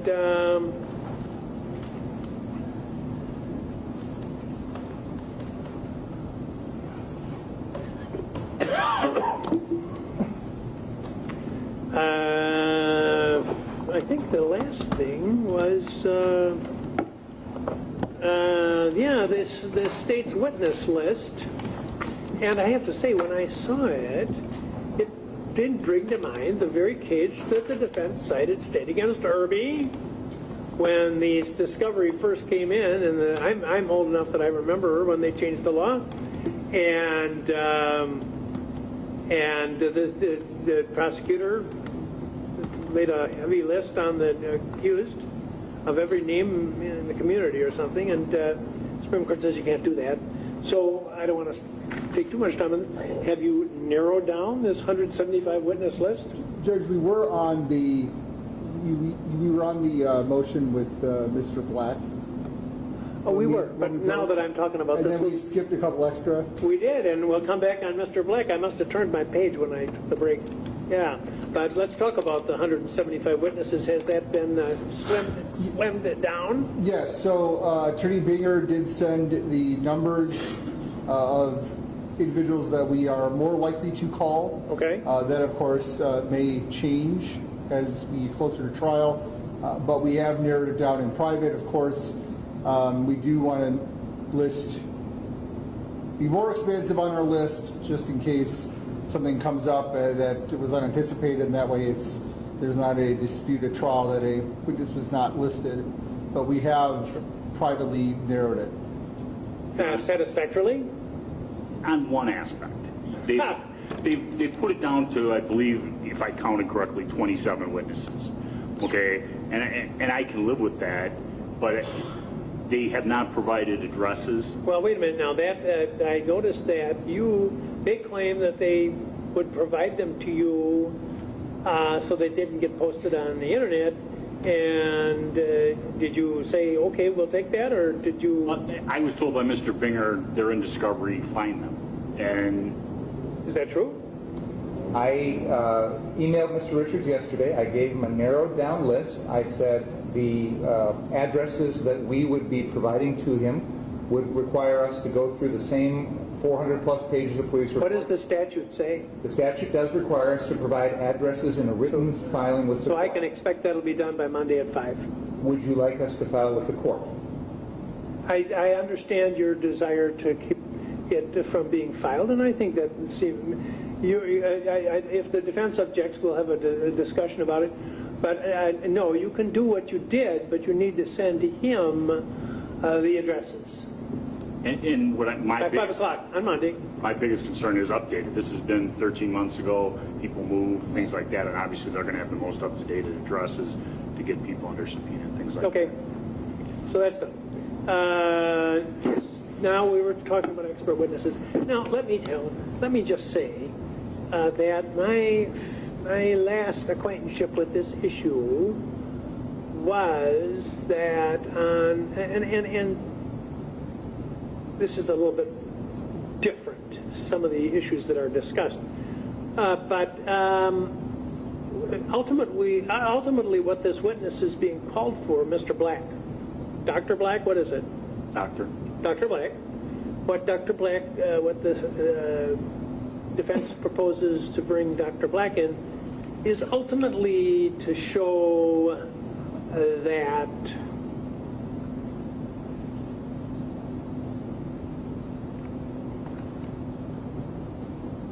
the defendant's conduct conformed to the law of self-defense.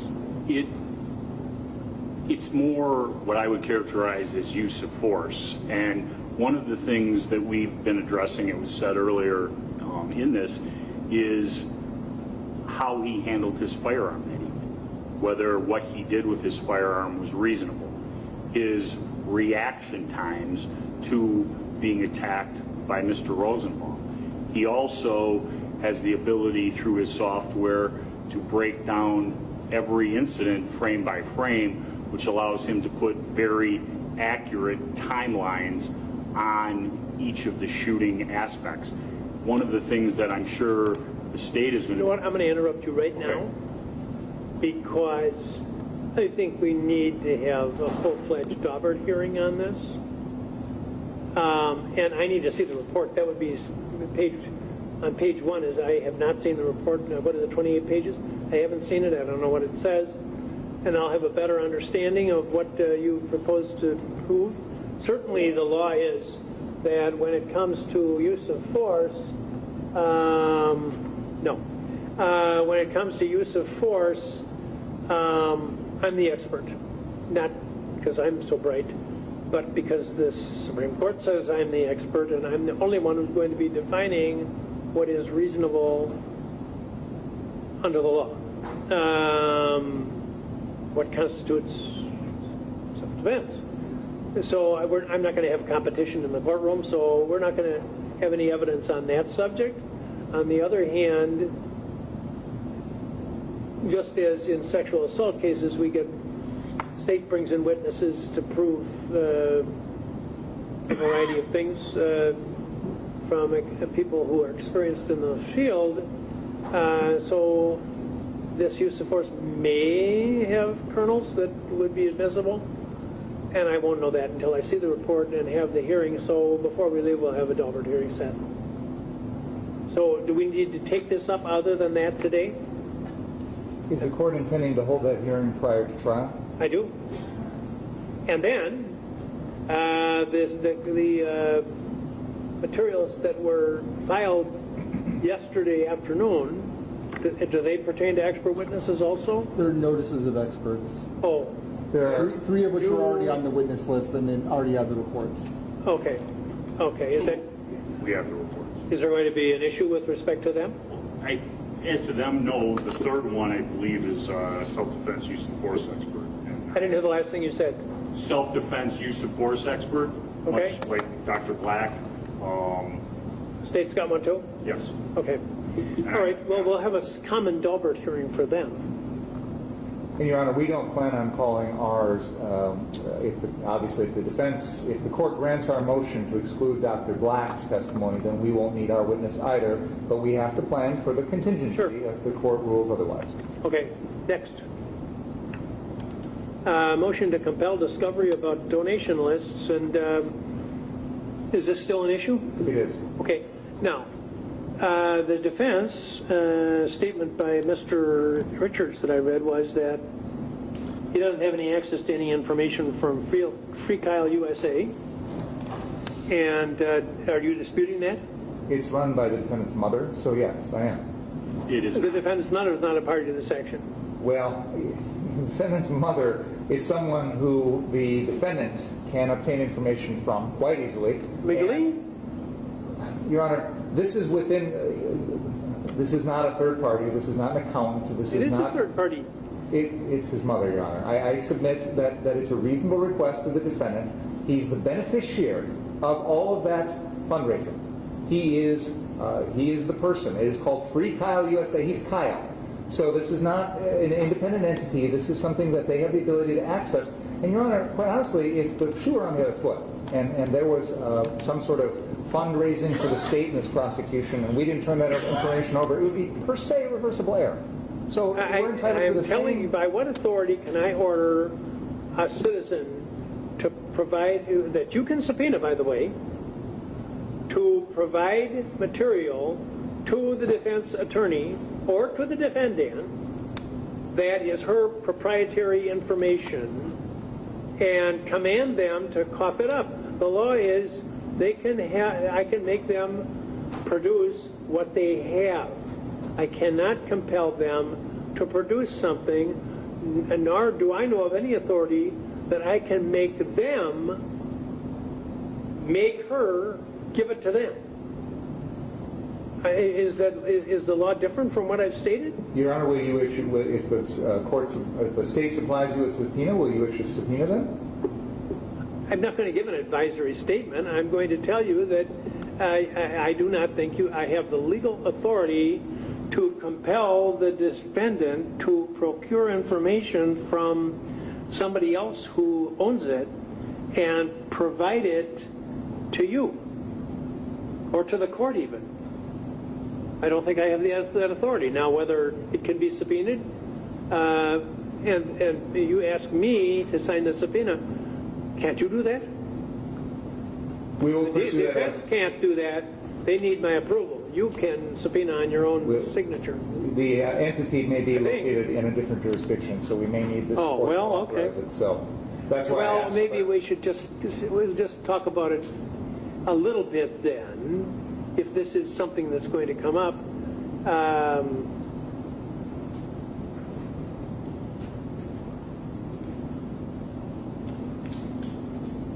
No, I'm not going to talk about it a little bit. I'll save that for another day if we need to. Then you also asked for the Fight Back Foundation. And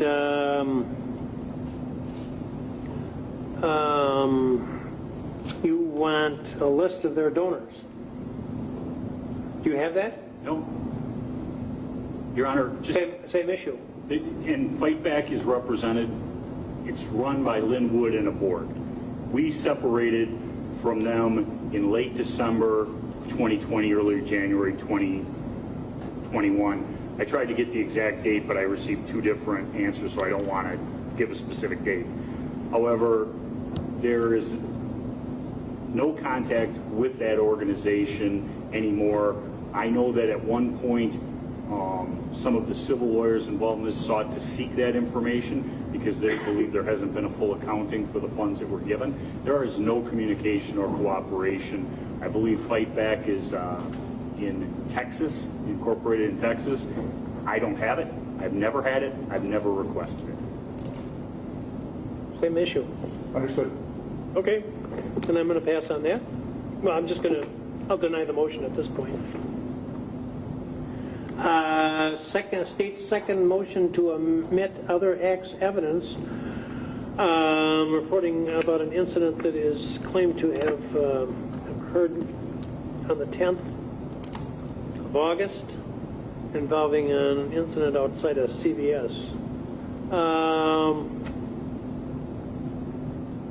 Your Honor, there's no dispute the incident occurred. The defense motion has acknowledged that the defendant was there, that it's his words, that he essentially made a statement that he wished he had the same rifle that was used in this incident to kill two people so he could shoot individuals coming out of the CVS pharmacy. This is 15 days prior to the August 25th incident, so it's very close in time. And it again goes to the issues we talked about earlier. This is a continuing motivation here. The defendant is irresponsibly using his firearm, or threatening to use it, I should say, talking about using it to shoot individuals who he believes are ostensibly committing a shoplifting offense from CVS in Chicago. He has no ties to the business. He has no role to play there whatsoever, but yet he wants to launch himself into the middle of it with this same gun. And it's similar to what we have on August 25th, Your Honor, where the defendant is in our community with that same gun and using it in a manner that I think is legally unjustified. So this goes exactly to his state of mind in terms of his understanding of use of force, his understanding of self-defense. Self-defense of property by use of deadly force is not allowed, and that's very clear. So this is a completely unjustified use of a weapon. It's the exact same weapon that we're talking about here.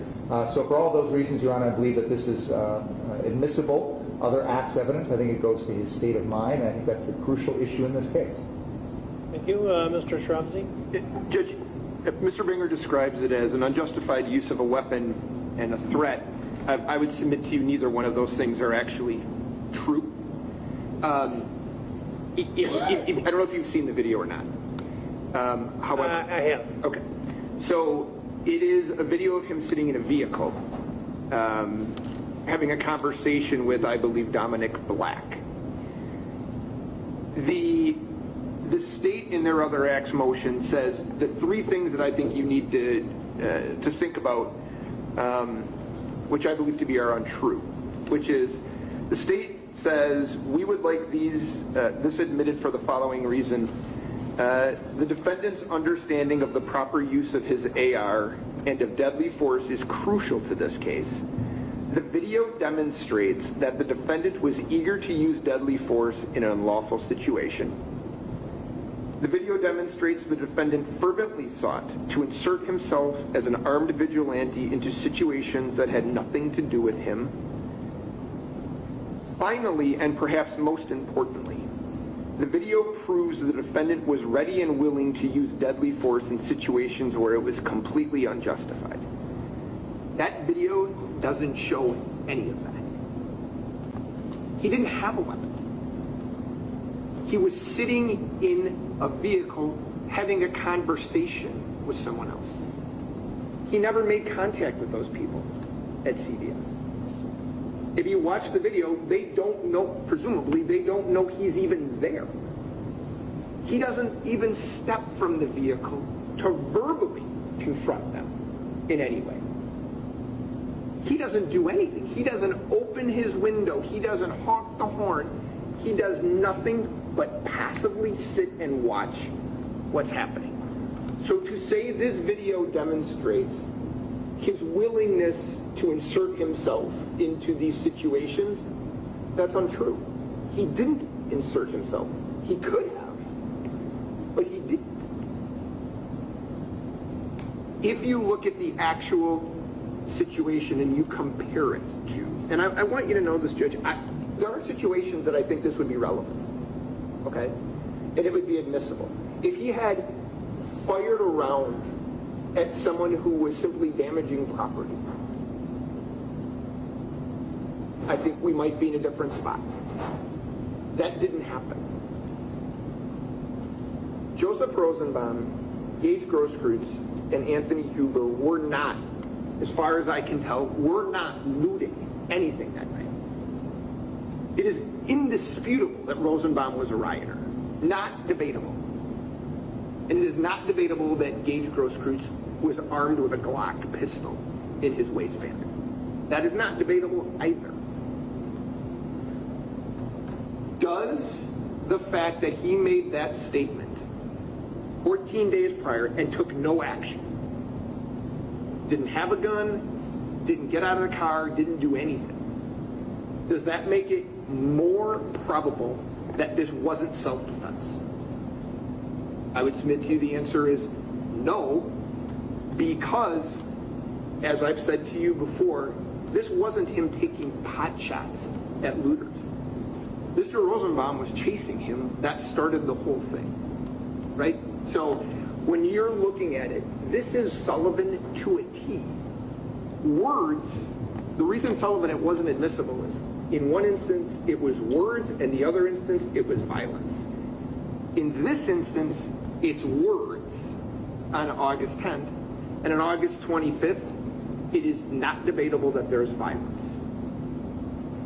It, as I said, it doesn't go any further to make a determination as to whether or not that was in self-defense. If he was claiming something else, if he was just saying, my gun accidentally fired, or I was shooting at a looter, I would submit to you that I'd be in a different spot than I am right now. But I think based on the information that you have, based on when you're doing the Sullivan analysis, and actually the fact that we're talking about words versus action, and it is a self-defense claim, as opposed to any other type of defense to the charge.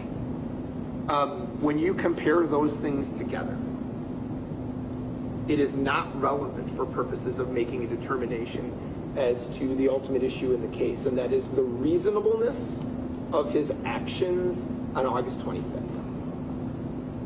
You can do the analysis as you've already done on the probative value and substantial prejudice as that would occur. I certainly would argue, Judge, that words don't equal action, and just to admit it, to say, look, he's a guy that would shoot at someone, that's propensity evidence. That's not what happened here, frankly. It's not close to what happened here. And for those reasons, I would ask the court deny the motion. I want to respond very briefly, Your Honor, because there is an actual action he takes at the CVS incident, and that is he does call 911 using his personal cell phone while he's watching this incident. Now, he doesn't know what's going on. He doesn't know what these people are doing. He's sitting in a car across the street. He doesn't talk to anybody. No one asks him to call 911. He thinks he sees a crime. His response, in part, is to call 911. His response is also to say, I wish I had my gun so I could shoot these people. Now, we're lucky he didn't have his gun. But the standard for other acts isn't that we have to present to the court an exact scenario that matches the exact crime that the defendant is being charged with as the other act. That is not the bar here. Nor is the fact that these are simply words a bar to admission. For example, if the defendant had said, I'm going to kill Joseph Rosenbaum 15 days before August 25th, and then kills Joseph Rosenbaum, that would be admissible. So the fact that it's words, the fact that it's not action, does not bar the admissibility of this. The key issue in this case is the defendant's state of mind. What was his intent on the night of August 25th? What did he intend with that gun? How did he interpret the threats that he thought were coming towards him? How did he react to them? Were they reasonable? How do we determine what's reasonable? We look at the incident, we look at the defendant's state of mind, we look at his motivations, his intent, his knowledge, all of those things. We don't have a lot of insight into that. The defendant has not given a statement. We don't have a lot of history here, one way or the other. I have sought in my prior other acts motion, and the court has ruled on it, to give some context to the jury as to the defendant's state of mind. This is also part of that. And I acknowledge the court's ruling on my prior other acts motion. The court has denied that, made some rulings on that. This is unquestionably a far more powerful other act. It is a more relevant one. It goes more strongly than even the prior motion to the Sullivan factors, to the relevance, and in terms of undue prejudice here, that is absolutely not even a factor here, because we're talking about the same gun, we're talking about the defendant's own words, we're talking about close in time, so it's not a question of undue prejudice here. This is giving the jury an honest insight into the defendant's state of mind, to determine what his subjective beliefs were, to determine what a reasonable person would do.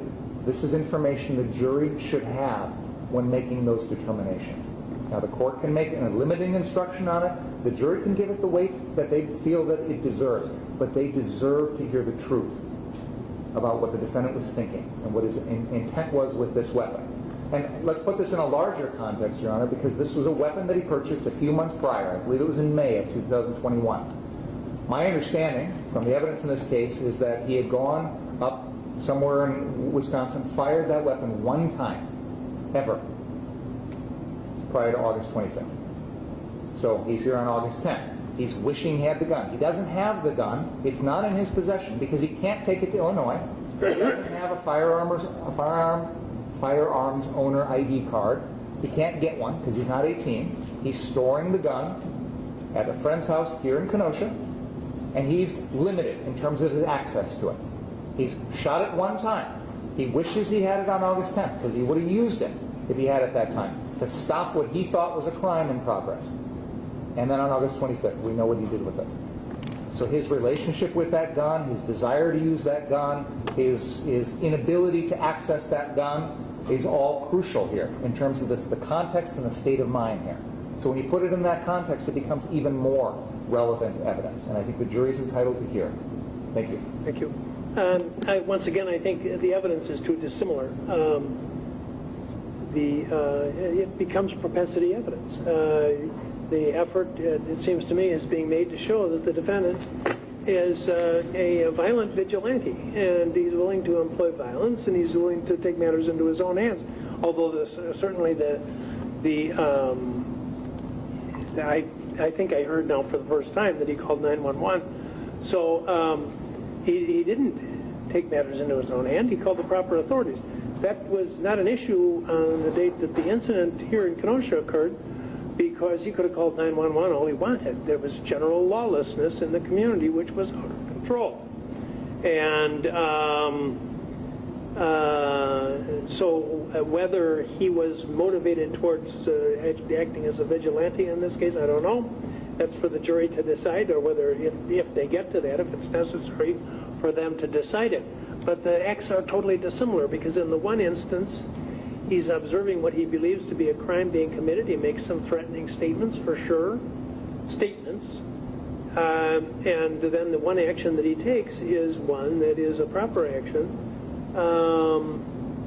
The incident in Kenosha, from what I've heard, and I haven't heard what the defense has claimed here, contradicted, is that the incident, I don't want to say started, but the last moments of prior to the shooting, it consisted of the defendant taking a fire extinguisher to try to assist with extinguishing some blazes. I know that, you know, there was the night that the furniture, I think it's was a furniture store on 60th Street and the Department of Corrections building, the firefighters never showed up. I mean, you could call 911 all you wanted. There was no law and order. And I'm certainly not condemning the local authorities here. The police and the fire and the sheriffs acted very bravely, and the people who assisted them. There was simply inadequate personnel to deal with the emergency here. So whatever the defendant's conduct was has to be examined in that light. And whether he assumed a role he ought not have, or whether he did, that's for the jury to sift through.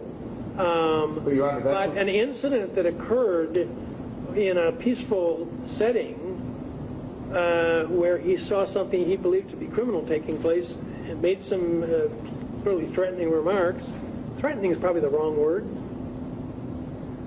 There's certainly statements that could be illustrative of his will and wishes at that time, for sure, and then ultimately took the correct action, versus an incident which is ongoing here in Kenosha in a lawless setting in which he is also engaged in conduct which in and of itself doesn't appear to have been unlawful, for him to be trying to extinguish a blaze. And then what followed after that, and as I say, I haven't heard a contrary side of it. I'll give you one, Your Honor. Well, go ahead. Yeah, because that's maybe I haven't made this clear in my motion, but in both of these situations, the defendant is taking it upon himself, taking the law in his own hands, under circumstances where he doesn't know the full facts. He is making assumptions. On August 10th, he's making an assumption, seeing people coming out of CVS, and he thinks they're robbers. And he's talking about taking the law in his own hands by firing off rounds with his AR-15. This is before he calls 911. So his first instinct is, I'm going to stop this with my gun by killing these people, which is completely unlawful. He's not allowed to shoot and kill. Even police would not be allowed to shoot and kill people coming out of CVS pharmacy, even if they just committed a shoplifting. It is not allowed. You tell me exactly what he said, because I don't remember the statement. He said, that bro, he was I wish I had my AR, I'd start shooting rounds at them. Okay. Okay, So go he ahead. is clearly Okay, go ahead. to shoot at these individuals with an imperfect understanding, an assumption. He has no actual knowledge of what's going on. He makes an assumption. Now, on the night of August 25th, I believe the evidence at this trial will be slightly different than what you've heard. And I do want to contradict the rendition that has been presented to you by the defense. The defendant that night was ostensibly trying to protect a car source location at 59th and Sheridan Road from people damaging that property. He is among a group of people who have stationed themselves with open firearms, most of them carrying these type of AR-15 rifles openly slung around their shoulders. Many of them are on the ground, some are up on the roof. This is sending a message to anyone stay away from this property, we are armed, you don't want to mess with us. And they essentially are successful in that assignment. That property is undamaged that evening. There comes a time, though, when the police use armored personnel carriers, Bearcats, and other armored vehicles to push all of the citizens that are out on the streets south of that location. Police established a barrier at 60th and Sheridan, and essentially everyone is moved south of that and can't get back to 59th. So this car source location, they've now successfully protected, and everyone's gone. So there's no one to threaten this building anymore.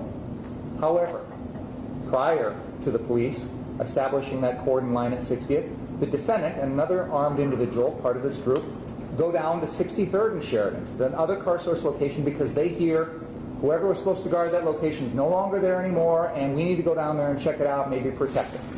So they go down there. And at some point they try and come back, only they can't get back because the cops have blocked off 60th and Sheridan. So now the defendant is trapped on the other side of that line. He's trapped with this other individual. He can't get back to the rest of his group.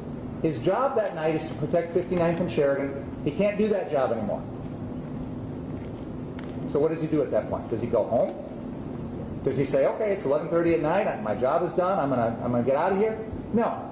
He takes it upon himself to run around in a hostile crowd, a lawless situation, a chaotic situation, with people who have guns, people of varying motivations. He's openly carrying an AR-15 or a Smith & Wesson M&P 15 assault rifle type weapon.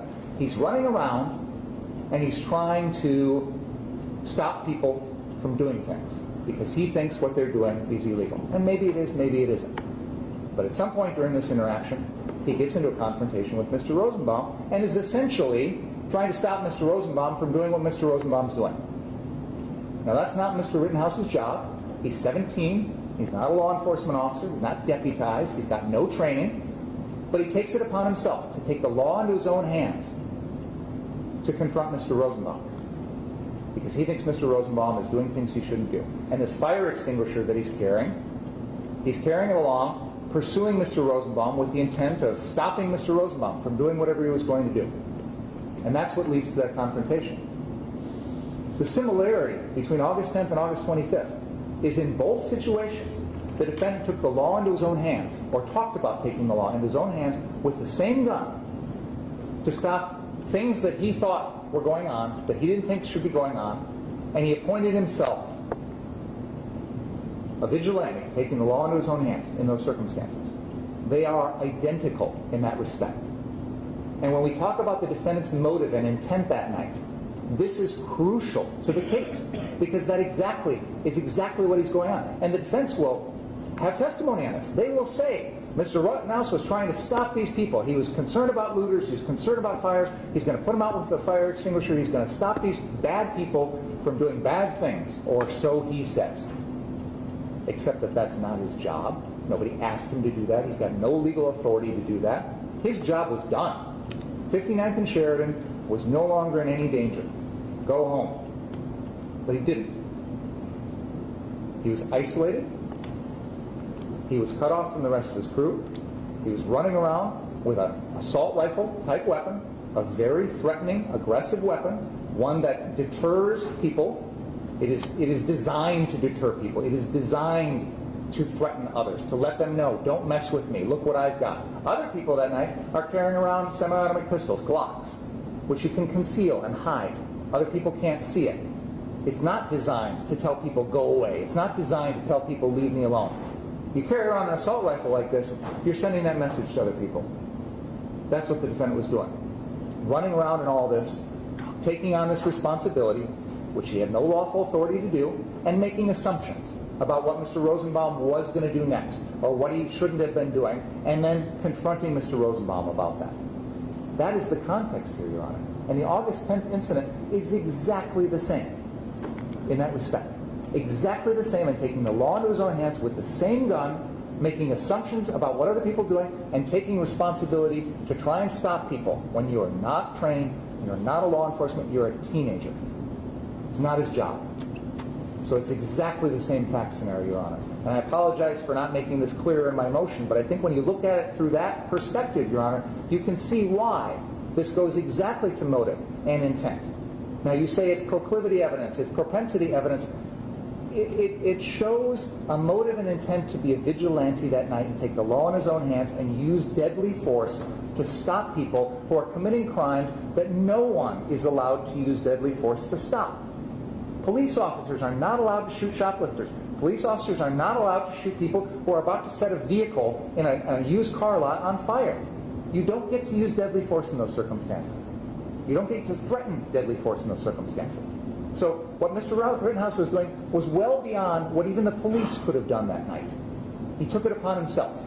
And that is unlawful. It is unjustified. That's what we're talking about here. So that's the exact similarity between those, and that's why the state's asking that the court allow the jury to hear this, because it goes to his state of mind. It shows that he is the type of person who will act to take the law into his own hands. The defense will give their side of the story. They will portray the defendant as this altruistic young kid who came here to try and help.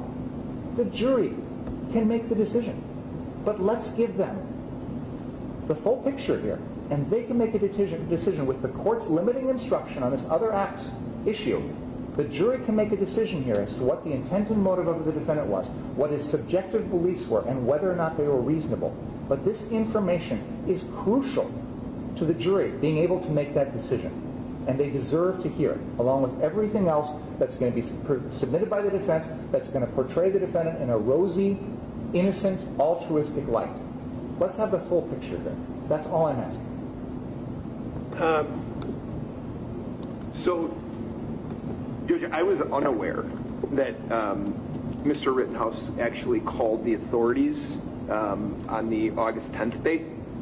And I do think that further supports the idea that that evidence would not be admissible. And the reason I say that is the state's position to you in their written motion now becomes further from reality.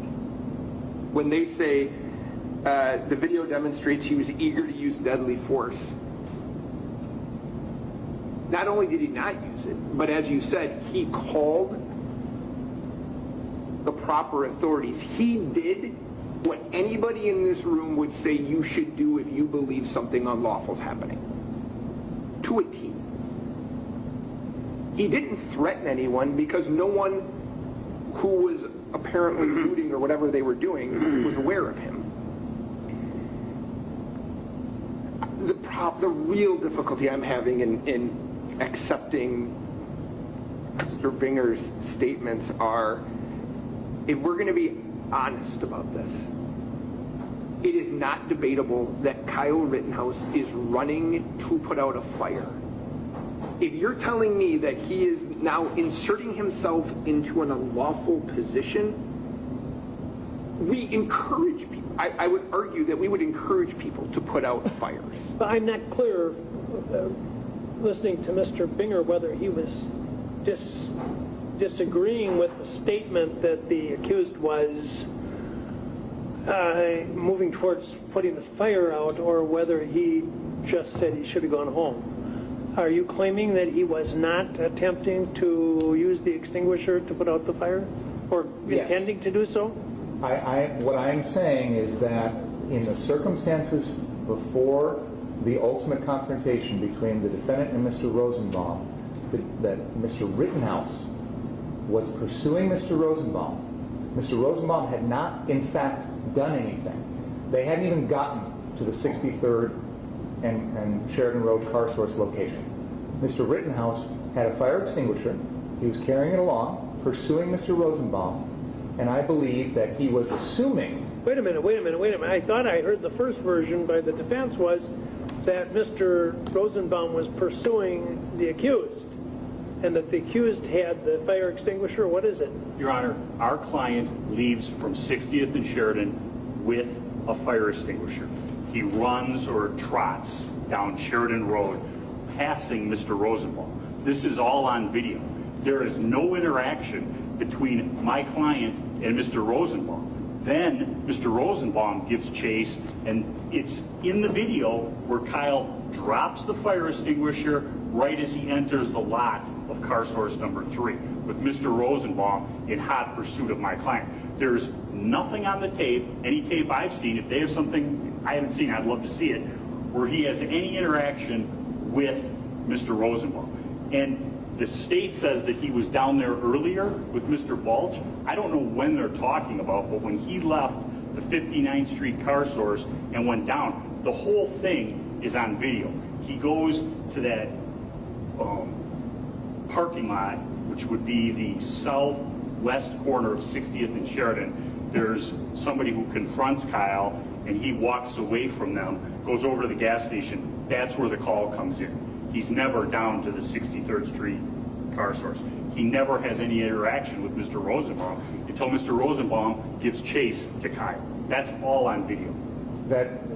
That is actually not, and I'll submit that Mr. Richards is right. He hasn't seen what I'm referring to, although he's got access to it. But on this particular evening, the FBI had a fixed-wing aircraft hovering above Kenosha. We have the footage from that. Counsel can obtain it from Joint Services. I emailed Counsel a few weeks ago and let him know about it. Yesterday. What it shows... Yesterday. No, I can pull up the email, Mark. I emailed you several weeks ago and let you know about it. The video is an infrared video, and what it shows is let's get settled when you sent it to him. I haven't received it yet. We're picking it up after today's hearing. But I mean, when were you notified that it's available? I emailed Mr. Richards on September 3rd.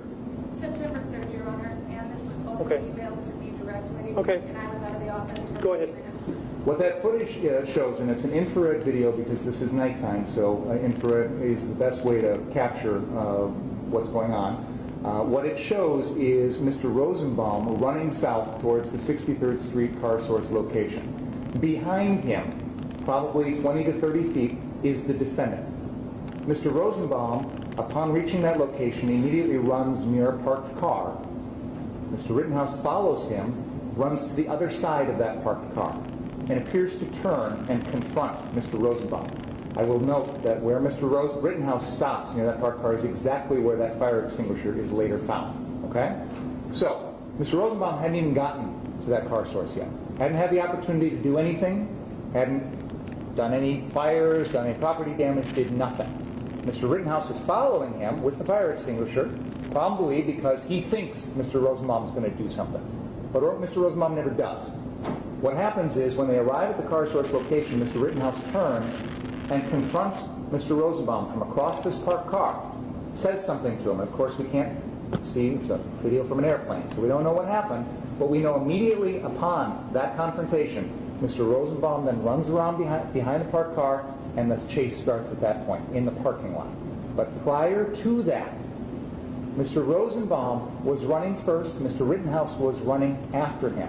And I would note, he's running after him with an AR-15 rifle, openly displayed. And Mr. Rosenbaum at no time has a weapon in this entire incident. We know this because obviously the defense wanted to introduce that he was trying to get a weapon. So he never had a weapon at any point.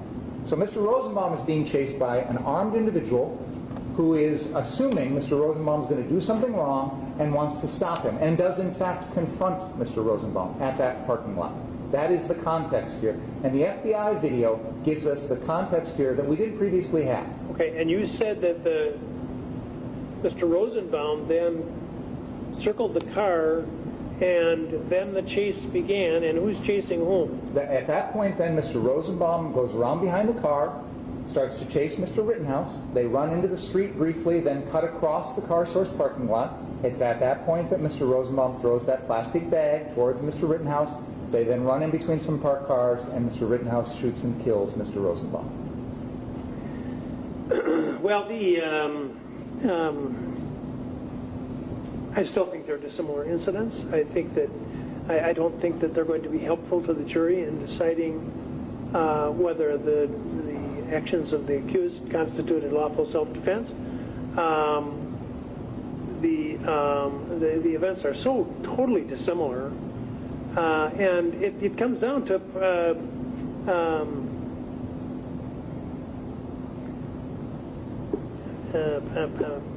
proclivity. That's not the word. But propensity. Thank you. Propensity evidence to show that he's a violent vigilante, and he's going to act in accordance with what a violent vigilante will do. And the incidents are so dissimilar, it seems to me that. But on this one, I think I'm going to withhold a final decision with a bias towards refusing the receipt of the evidence. And so we can talk about this further at the time of the trial when I've heard more, and perhaps seen some of the footage that you lawyers have been talking about, so I have a more complete understanding. But at this point, if I had to make a decision, and I don't, because this is admissibility, I would deny this admission of this evidence. There's a motion to dismiss count 6, to which the state has not responded, but I saw anyway. You're right, I have not. I didn't. The issue has come up, and I have responded in the Dominic Black case, which is a identical legal issue, and I filed with the court a brief in that case. But essentially, the law is clear that there's a blanket prohibition on possession of a firearm by anyone under the age of 18. There are exceptions to that, and those exceptions are very narrow. They do not apply to this case. And I think really what the defense motion is arguing is that some statutes, which are Wisconsin statute section 29.304 and 29.593. There is no evidence in any way, shape, or form that the defendant was in compliance with those. This is not a situation where a 16-year-old was out deer hunting with his father, for example, which is what those exceptions are intended to cover. So there's, like I said, a blanket prohibition that a minor may not possess a firearm like this, and that's really the end of the court's inquiry, as far as I'm concerned. All right. No, I'm not going to take further argument. I want to read his brief first. Can we get a copy of that, Judge? Yes. File a copy of that. I also have the Black case, and I haven't been called upon to make a decision. I think it was on for the counter. It got bumped due to a jury trial or something. So I believe I've read that brief before, but I certainly want to read it again, and I certainly want you to have the opportunity to see it. So I'll take that one under advisement also. Next issue is, well, let me ask you about this. Are we ready for the November 1st trial date? Yes, I believe so. I believe so. Okay. Next issue is, it would be my inclination to have the voir dire conducted. I was originally thinking 80 to 100 potential jurors, and I was talking with another judge the other day and mentioned that, and he seemed alarmed, and I think, well, you know, I don't want to shave too closely, so I maybe will bring in more. Maybe I'll bring in 150. I'm not committing to that, but there'll be a large number, larger than could be accommodated in this room. We obviously need to save some seating in the room for the families of those whose lives were lost and for the injured party, and for the family of the accused. And some additional seating, and then there's court personnel and security and the like. So I'm going to guess. Do you know how many we've sat in here at maximum? I thought it was 95 or something. Yeah, so around 60 maybe we could get jurors in here. So my inclination would be, if there's no objection, is to have the have the voir dire conducted in the normal way here in the courtroom with the numbers over, I would probably pick maybe 4 to 6 additional jurors. And then have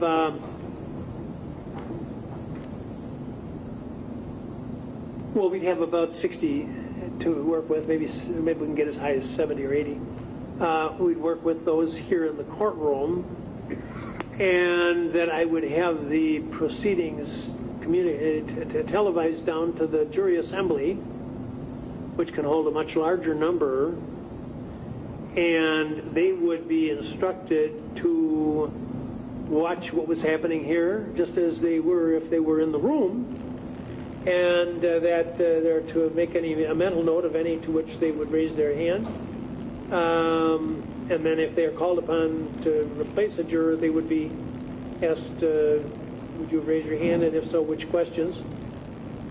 As if they had been in the courtroom, except that they would actually be participating over the miracles of television. Does anyone have objection to doing it that way? There you are. I don't have a problem with that. Would there be a bailiff or somebody monitoring? Oh, sure. Okay. There'll be plenty of precautions to make sure there aren't any problems. But yeah, okay, that was. I don't think there's actually a right to have it done all in one room, but I wanted to clear it with you folks anyway. The other thing is, I looked at your jury and your proposed questionnaires, which were very good. There were certainly some areas that I did not want to embrace. And I will also tell you that I suspect, with my age and my longevity, that I maybe have tried more murder cases than anyone in the state. And I've never used a jury questionnaire that I can recall before.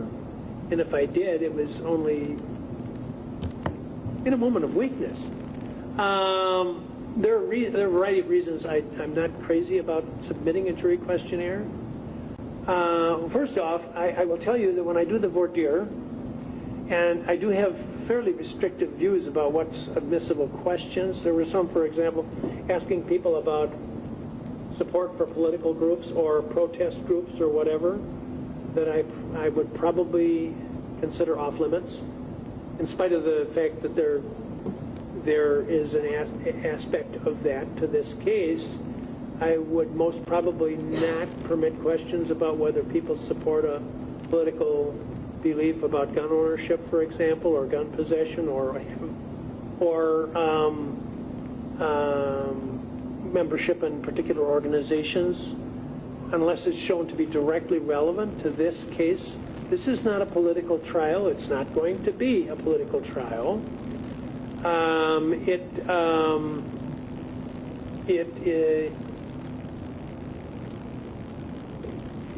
I certainly allow reasonable questions that might suggest a witness would be biased one way or another, and that may at times get into some of these areas. But as we know, a political vote is inadmissible under all circumstances.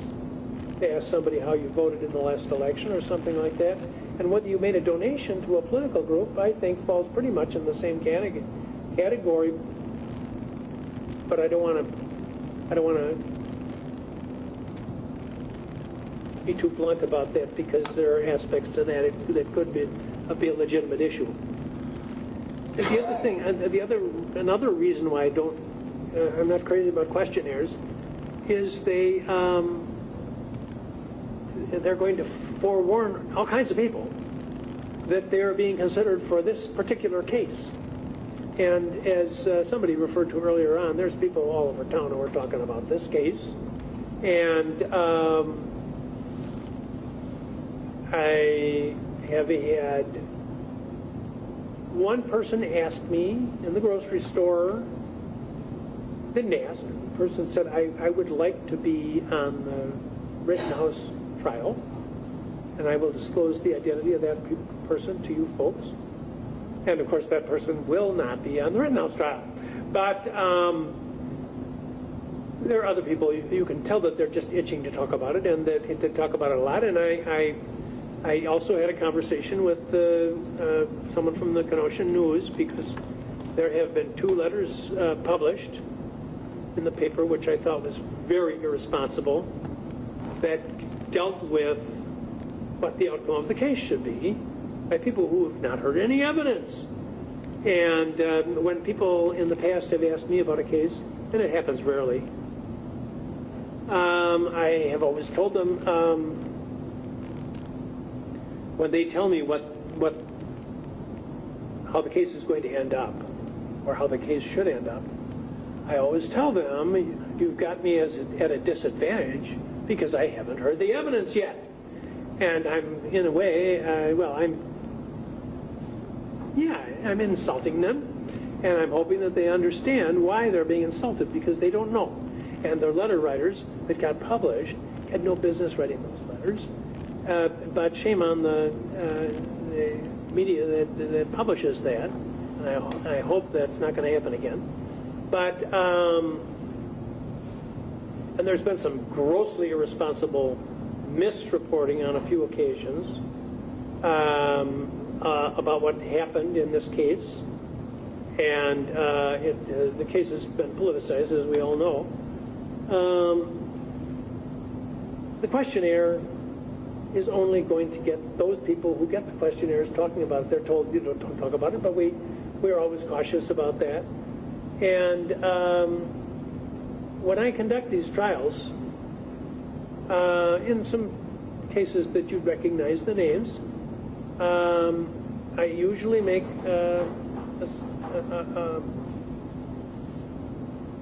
I have a little discussion about the Bill of Rights, and about which includes the right of the media and the price we pay for having a free media, which is a lot of inaccurate reporting, not because anybody's particularly sloppy, but because of the pressures that they have and the need to get the story out, and the lack of ability to cross-examine, and all the other features, and educating them about how the media, responsible media people themselves would agree that the cases should not be tried in the media. So, and then only then ask them, have you read or heard anything about the case? And I find that very, very rarely does anyone who has read or heard anything about the case state that he or she is unable to put that all aside. And that's what I would expect to do in this case. And I also, there's a line in one of the submissions that says the jury won't be sequestered. That is certainly not my intent. But when we have the jury here, I am going to warn them about that possibility, because I don't want to get halfway through the trial and then tell them, guess what? So I would tell them that certainly that is not, I haven't sequestered juries since it became lawful to try them without sequestration, so I wouldn't expect this one to be sequestered. But I'm not going to tell them they won't be, because it's possible that they could be. So the bottom line is, I feel fairly comfortable that we can get a jury selected in a reasonable time, in a day's time. If we have all the jurors, we won't do it in panels. We'll have them all participating either here in the courtroom or by video. So we won't have to repeat anything, hopefully. And you can follow through on your questions. But that's my thinking, and I invite your reaction, negative or otherwise. Your Honor, I think the parties are in agreement that a questionnaire is necessary in this case. I don't want to speak for counsel, but I know they've submitted their own questionnaire, and I know that we discussed this at a prior hearing, and I think we've both taken the position that it was appropriate, and the court had invited us to submit them. So I thought we kind of dealt with this already, but I will address it again. I respect the court's experience in trying homicide cases, and I'm well aware of that. I think we can all acknowledge that this is one of the highest profile cases in Kenosha's history. It is one that the events of these nights affected our community in a widespread impact, independent of anything the defendant did. You know, the shooting of Jacob Blake and the subsequent nights protests and riots and property destruction had affected a huge swath of our community. And so there's not going to be a lot of people out there that haven't heard about it and haven't formed some impressions one way or the other about what happened to Jacob Blake, about what happened to our community, about the various political or philosophical movements that showed up here in response to all of that. It's probably oversimplifying it to say that most people fall on one side or the other of the spectrum, but certainly a large percentage of our population feel strongly one way or the other. There are clearly some that are not invested or don't have an opinion or whatever the case may be, but I think it's fair to say that this is an issue that is a polarizing one, these events, and they crystallized around the defendant. There are some portion of the population that, for the way they see the world, his actions fit and are justified, and there's some portion of the population who see the world and his actions are unjustified. And I agree with the court. I'm not here to argue any of that. I'm concerned about what the law says. I'm concerned about justice in our criminal system here, and I believe that our charges against the defendant are appropriate, and I think that we will prove him guilty. But I don't need to get into a debate about the political movements or about Jacob Blake or about any of that stuff. But it would be, I think, naive for us to ignore the fact that the 100 or 150 people that you bring into this courtroom are all, not all, but most of them are going to have opinions and knowledge. And a jury questionnaire is important to help the parties make our important decision in this case with enough time and to deliberate and to evaluate, to investigate, and to make a decision about those jurors. In the heat of the moment in voir dire, we may have a juror who doesn't answer a single question, who doesn't raise their hand. We've all seen that happen, where there's a member of the panel who never responded in any way to anything. And we don't really know at that point. We've got a little bit of information, maybe we've got a name or an address or an occupation, but other than that, we don't get a lot. If this were a misdemeanor retail theft, I could live with that. But the stakes obviously here are much different. So I believe that a jury questionnaire is important, and I would urge the court to finalize it, and I think it's important that we get it out the door with enough time to give the jurors an opportunity to fully respond to it, because both of these submissions are 10, 15, 20 pages in length. It's going to take some time, and then it's going to take time to get back to us, and of course time for the parties to review that, and the court to review those, to make some evaluations of those individuals. But I see this as a unique situation in which this is important information that we're going to need in advance. We have set aside a couple weeks for this trial. I don't know if that's going to be enough time or not. We'll see. But I agree with the court that we want to try and do voir dire as quickly and efficiently as possible, and a questionnaire is going to be incredibly helpful in that process. I understand the court's concern that we're tipping off potential jurors, that this is the case they're being called on, but that's inevitable. They show up on Monday morning, they're going to know. They're going to see it very quickly. I do believe, however, that no matter what we do here, it's important that we protect the jurors' confidentiality, we protect their safety, and I know we've had some discussions about that, but one of the things I wanted to bring up is during voir dire and during this entire process, I think it's important that we refer to the jurors only by number and not by name, because I think there is a serious risk in this case that if their identities become published, and in today's day and age, the internet is the bane of our existence in the sense that anybody can put anything out there, home addresses, phone numbers, family members, etc. It makes jurors particularly vulnerable in today's day and age. So I think that no matter what we do, we need to make sure that we only refer to them by number in open court. Thank you. Thank you. Judge, so one of my last trials, we used jury questionnaires. Well, Mr. Binger's right, it's helpful to the lawyers, and I agree with him on getting them, by the way. What it was, though, was enormously helpful to the court. And the reason it was helpful to the court was everybody had heard about that case like everybody will have heard about this case. And the people with the strong positions on the case have provided that to you and to the parties in writing. And what they weren't able to do was poison the entire panel by saying, I've heard about the case, I think X or Y about this case.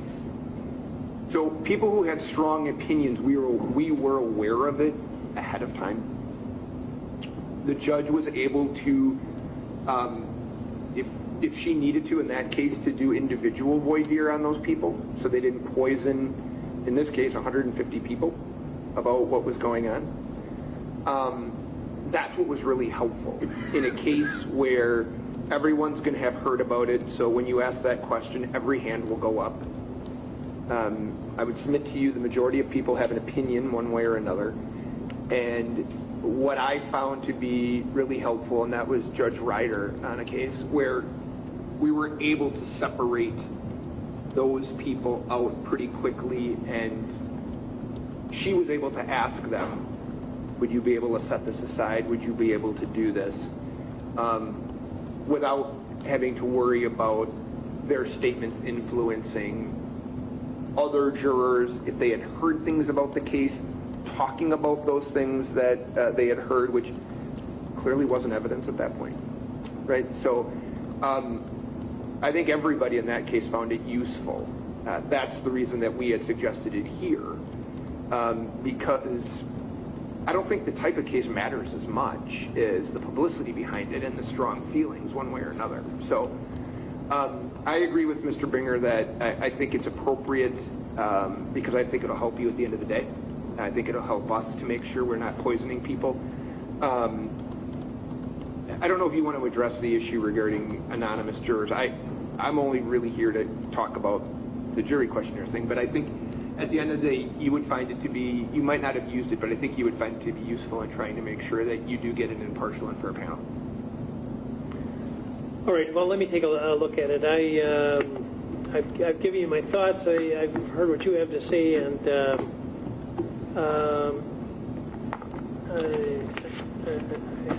don't want to grab control of the case away from you guys. Let me think about it, and I'll make a decision by Monday or Tuesday. And then if that's done, then you'll get a composite of what I think are acceptable questions. So there are some that I'm not even going to go into right now. And we can discuss later if you feel that disagree with the decisions I make. Anything else today? We were going to set a date for the Daubert. Date for the Daubert.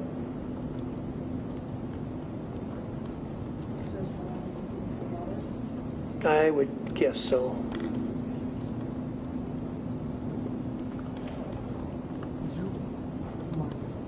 Mark, is your witness in Washington or is he here? He's in Washington. I'm in Tampa, your ways. Judge, with regard to the Daubert motion, the witnesses that are proposed as experts, could they appear by Zoom? Yes. Thank you. What about Tuesday, October 5th? What time are we thinking? I'm thinking 9:30. If we could do like 10, I've got an appointment I have to 8:30. Okay, I could do 10 to noon. I got a couple hours there. Okay. I'll just leave my other hearing again. All right. Anything else today? I'll wait for the state. That's fine. Does that work for you? I have a trial, but who knows what's going on here. Okay. Thank you very much. Thank you, Your Honor. All right, thank you.